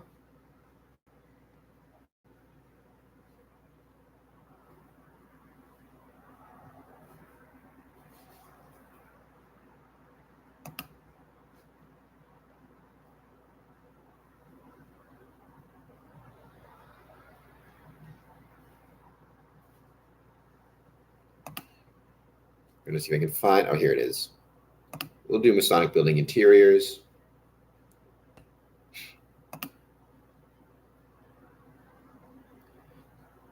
LOL, I'm cooking. Well, I hope the breakfast is good. Let me know what type of breakfast you're having. I'm a big fan of bacon. Speaking of, I love hot sauce on my eggs. I don't know if Tabasco sauce on eggs for breakfast is the best, in my humble opinion. All right, here we go. We got, this is my Masonic Buildings Interiors Instagram account. If you want to follow this, you guys can. I'd appreciate it. But again, this is kind of when we talk about visitation. And this is my most recent question on the poll, which, Paul, if you can answer it. I switched it. The new poll question is documenting and sharing visitations on social media an important part of Masonic visitation? We had one person say yes. If you can let me know why you said yes in the chat, that'd be awesome. And we've had 4 votes. 3 people said yes, and 1 person said unsure. So if you can let me know why you either answered yes or answered unsure, I would appreciate it.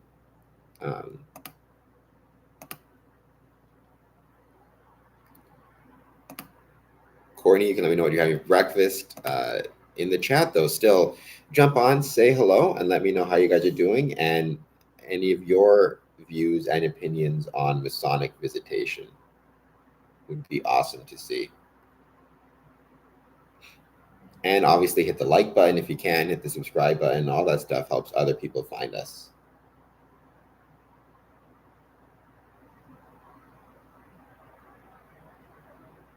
We've had about 33 people come in and out of the chat, which is awesome, and really appreciate everybody jumping in. We'll probably do this for another hour or so. Well, we'll see. It's great to see all the people, though, still watching us.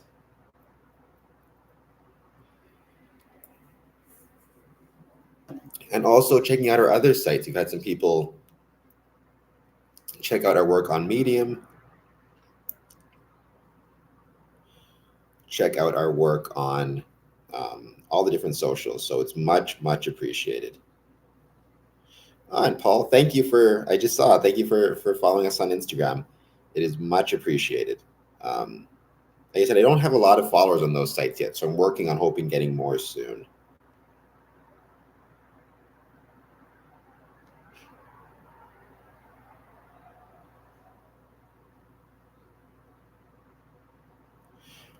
I voted yes when I just returned. I think it's hugely important, even if it's just to stay relevant, but it's also recording or documentation. Yes, so I personally agree with that. I agree 100%. I do think it helps us stay relevant. Also, I think that it helps us with the recording and the documentation. And you need that for future generations because you don't always know how long these buildings are going to be here for, unfortunately. It's very sad to say. So hopefully the longer they can join us, the more documentation we have, especially because this is electronic, right? A lot of photos that are, what's the word? A lot of photos that are like older, that are printed, that aren't saved digitally. If anything happens to the building, who knows what could happen to them, So I think that's a really valid point, a really good point to make. So thank you for answering yes, and thank you for taking part here. I really appreciate it.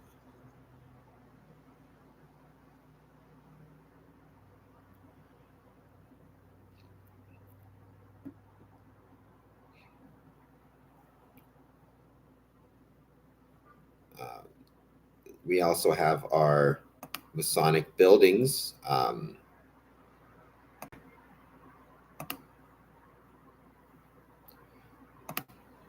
Instagram. So again, that one was the Masonic building exterior or interiors.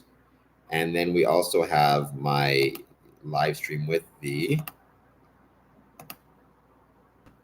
Masonic building interiors. Masonic building exteriors. So this one is the actual facades or the outside. So I have my Square and Compass main channel where I post everything. Then I have my Masonic Buildings Instagram account where I post the exteriors of the Masonic buildings. And then I have my Masonic Buildings interiors where I post the interiors of the Masonic buildings that I visit. And so I try to keep as active as I can on social media and document, just like Paul was saying, document and record as much as I can about our Masonic buildings. And hopefully that recordings and documentations will last for many years to come, even if, knock on wood, I hope we never do, but even if we lose the buildings. So yeah.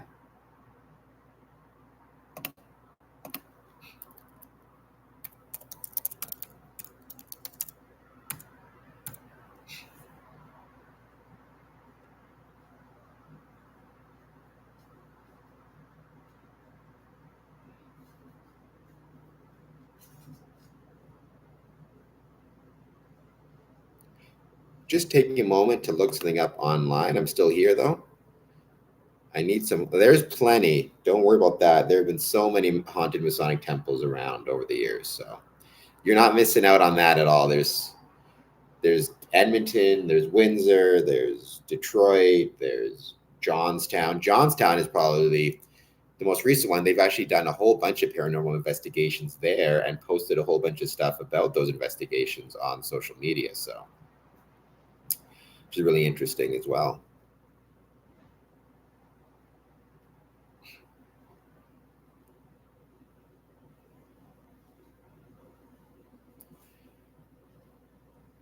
Well, we'll talk more about it on Saturday when you'll be back here anyways. So I'll just be seeing you soon.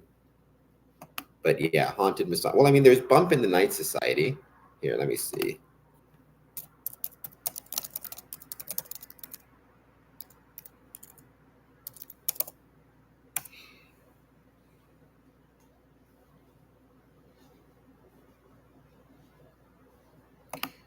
Again, I don't want to get copyrighted, so I'm not going to, I'll go in and out with the sound of this one. But here, I'm going to share this tab. This is about Johnstown. A landmark of this resilient city is its renowned Masonic Temple, a building long shrouded in secrecy with its own stories to tell. It's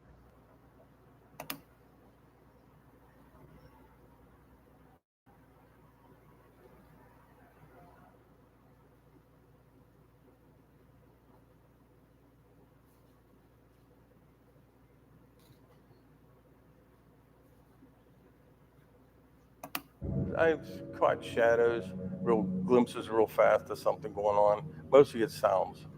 But I know other people here that have seen as clear as a bell.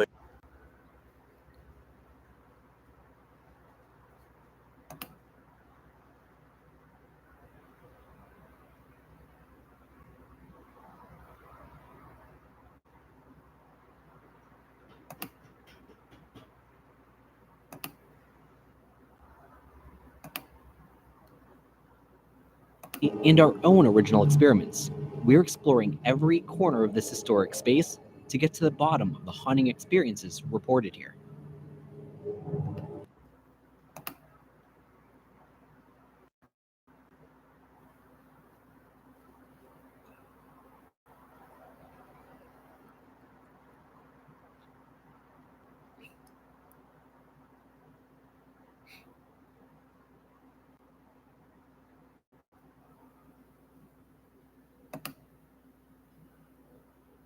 Themselves that they can't really explain.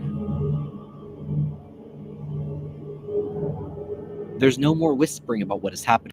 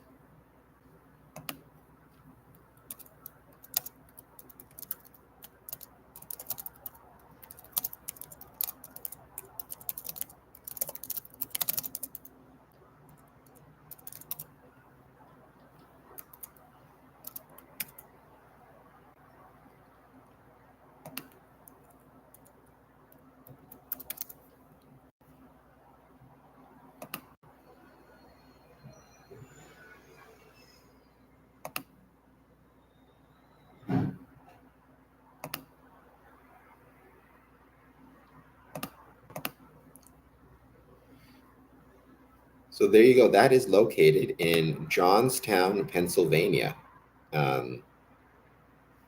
which is a really cool. I had an amazing time there, and actually, my next podcast episode itself is going to be about my time in Johnstown, Pennsylvania. So, who was there? Alana Gorley. I can speak. Alana Gorley, who was one of the presenters and had a really cool table set up there at Johnstown.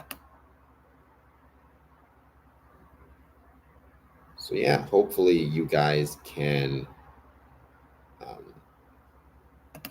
check it out for sure. If you get the chance to go, I mean, I would suggest, again, it's like another one of the benefits of Visitation is you get to see not just amazing Masonic locations, but just amazing locations altogether. Like Johnstown, Pennsylvania was so beautiful and so incredible. It's such a beautiful little town, really friendly people, really great restaurants. I absolutely adored it. I wish I'd gone, in some ways, even though it wasn't fall, if I'd gone just a couple weeks later, I feel like it would have been even more beautiful because there's so many trees just everywhere that makes it beautiful. But, and to see it in fall especially would have been incredible.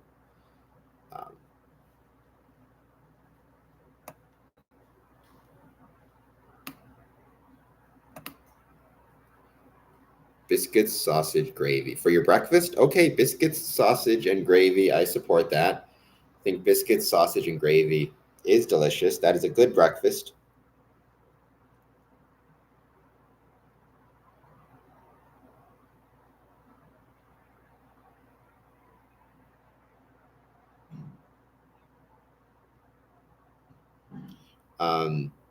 Here's the question, though. Do you include, Courtney, do you include hot sauce with your biscuits, sausage, and gravy? And if you do, what type of hot sauce? Because I am a fan of Tabasco, but I understand not everybody is a fan of Tabasco. So let me know what if you have a favorite type of hot sauce. Is there a Texas-specific hot sauce? Because I'd be really curious about that as well. And if you can, if you're just joining us for the first time, please take a moment to hit the like button, hit the subscribe button, say hello, all that good stuff. That only helps us with getting this out to more people and all of that good jazz.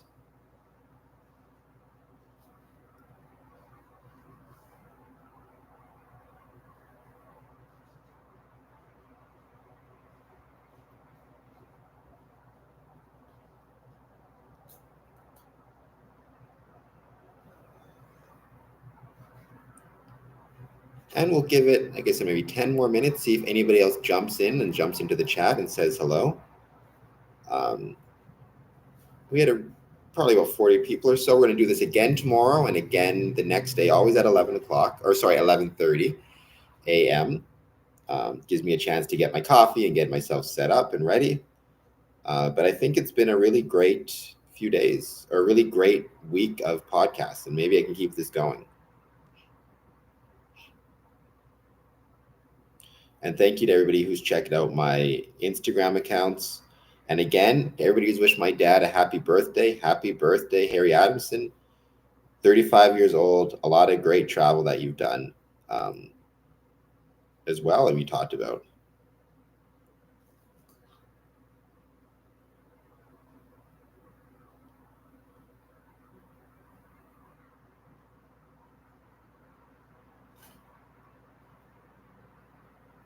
In Ontario only, outside of Windsor, I don't know. I bet you, though, almost any Masonic temple has ghost stories. I'd be willing to bet some money on that.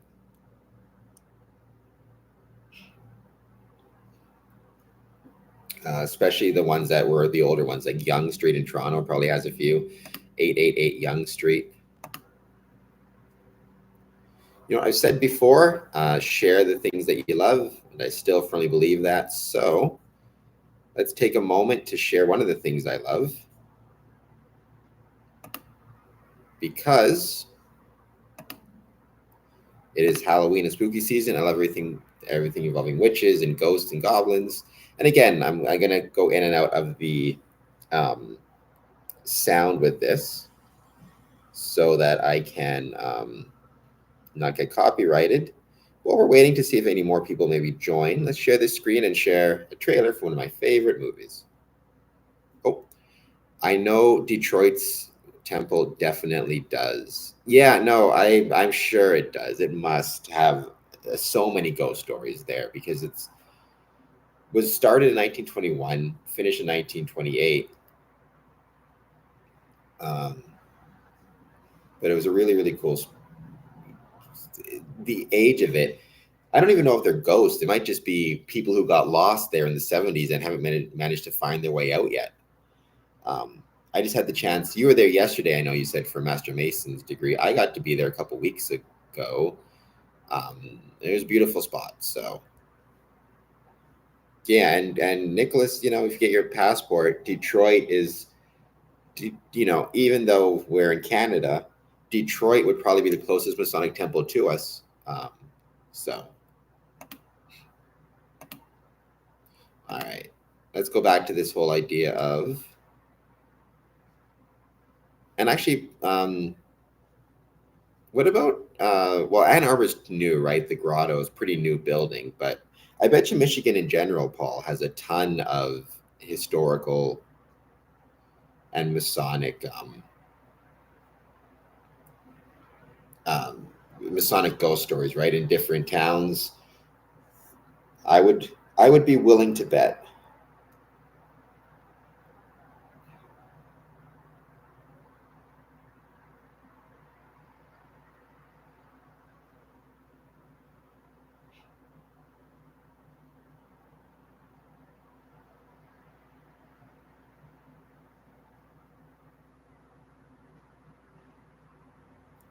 What would you say is the one that you've heard of the most, like the most common ghost story that you've heard?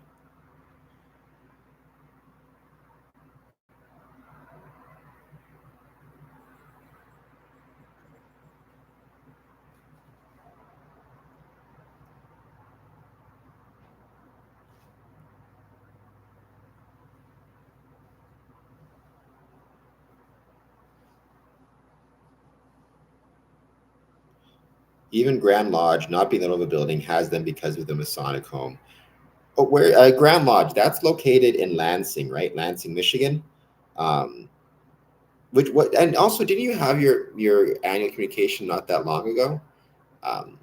Which is kind of on my list of. I've never been to the annual communication in Michigan, and again, I feel bad about that because it's so close. It's like it feels like the type of place I should get to.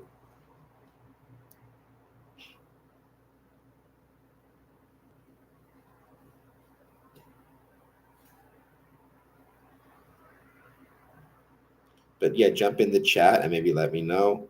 Most common, Grand Rapids, although everyone that's gone there has said they've seen or heard something. How far is Grand Rapids from Detroit? Alma, just north of Lansing. All right. Yeah, how far would Grand Rapids be from Detroit? Not that far, right? Because it's kind of close to Bay City, if I recall correctly.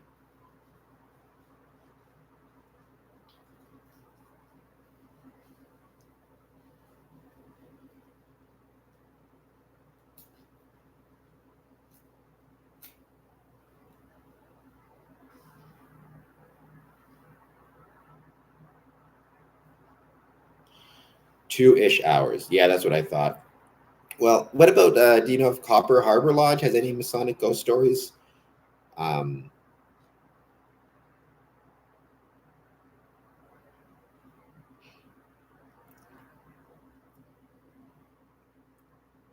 I'd be kind of curious about that myself.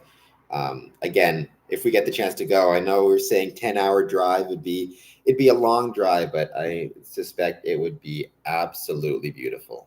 So it's on my list of places to go now that you've told me about it. So thank you so much. I would be curious too. I'm sure there's somebody we can talk to about it. I'd love to even have somebody on the podcast to talk about it. Well,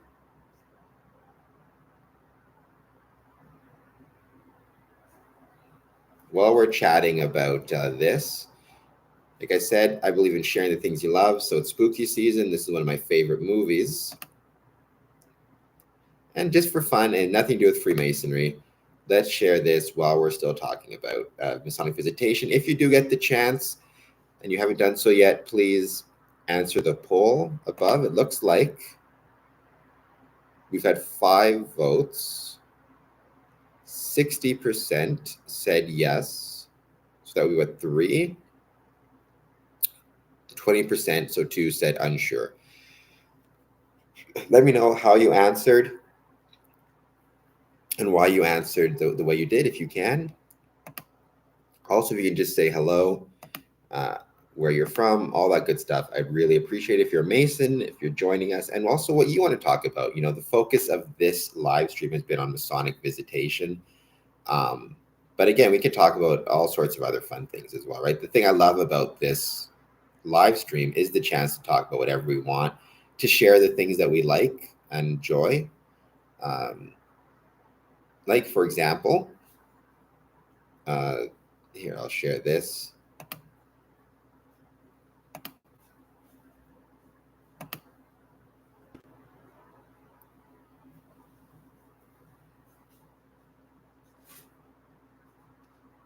And I'll go in and out of the audio again so I don't get copyrighted. While we're doing this, hit the like button and the subscribe button and put in the chat what you want to talk about as it relates to Freemasonry. And also any Masonic visitation stories you may have. Are two beautiful witches. Hang on to your husbands, girls. With one wicked problem. She has the worst taste in men.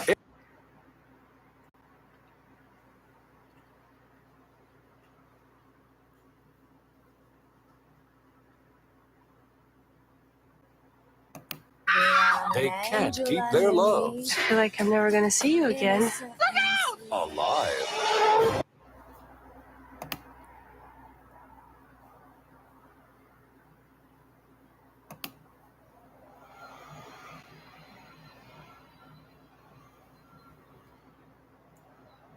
James, Angela. Oh, yeah. But the only kind of magic. You just look familiar. We never. I do love this movie because one thing they talk about in it is the power of symbols and that symbols can have magic. She talks about it in relation to What I'm saying is, don't. You know, whole relationships have problems. Of true love. Sandra Bullock talks about it. Her character talks about it in relation to the badge of like a police officer's badge having power to it, which it does, I'm sure. But I also Cold kidney. Practical magic. But I also think that's true of Masonic symbols as well, right? I wonder actually if we can find, let's see, that section where they talk about that. Because I think, again, you could probably,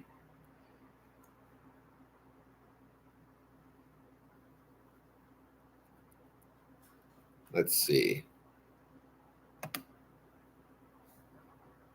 Again, I gotta be careful because I don't want to get copyrighted, so I can't do the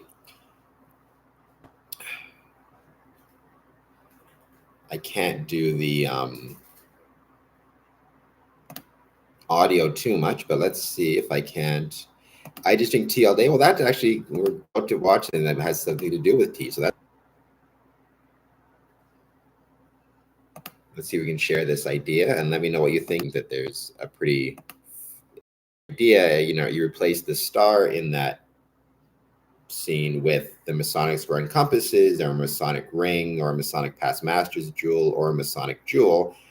There's probably a certain, interesting connection between the two. Or the idea of it having power because you believe it does.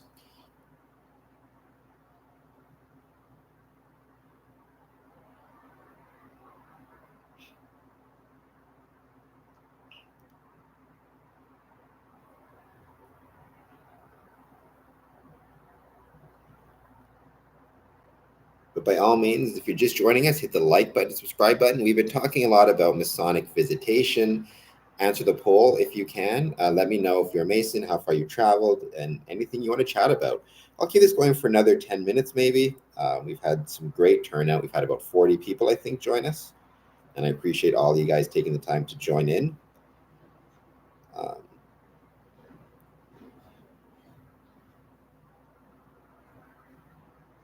If you haven't done so yet, please hit the like button and the subscribe button, and check out our other Instagram accounts that we've shared, or the YouTube accounts that we've shared. All that stuff really does help.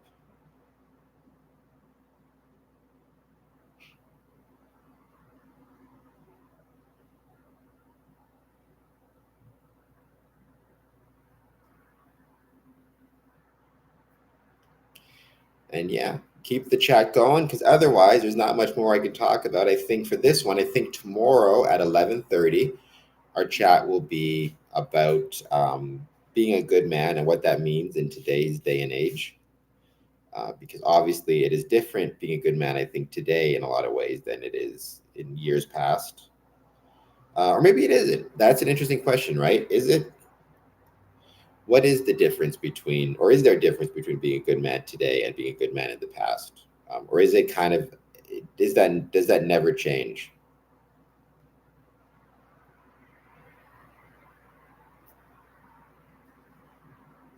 My suspicion is it probably does change a little bit, but there's probably a core value of ideas and beliefs that don't change over time. But I don't know. It's just an interesting idea.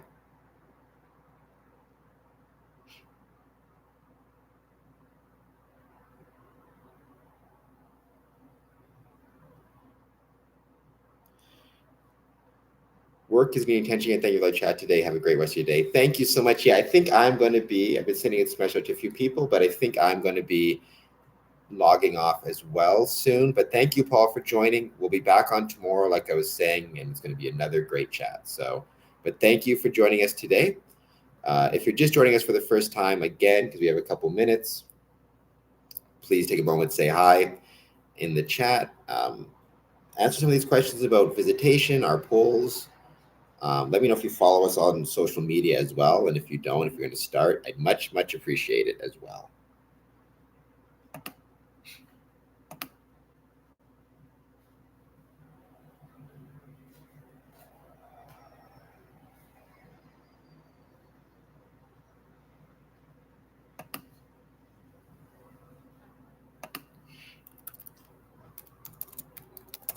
If you're in the States, you can let me know if you're getting ready for the election, because that's going to be in 2 weeks. It's going to be a pretty crazy 2 weeks, I would imagine. So.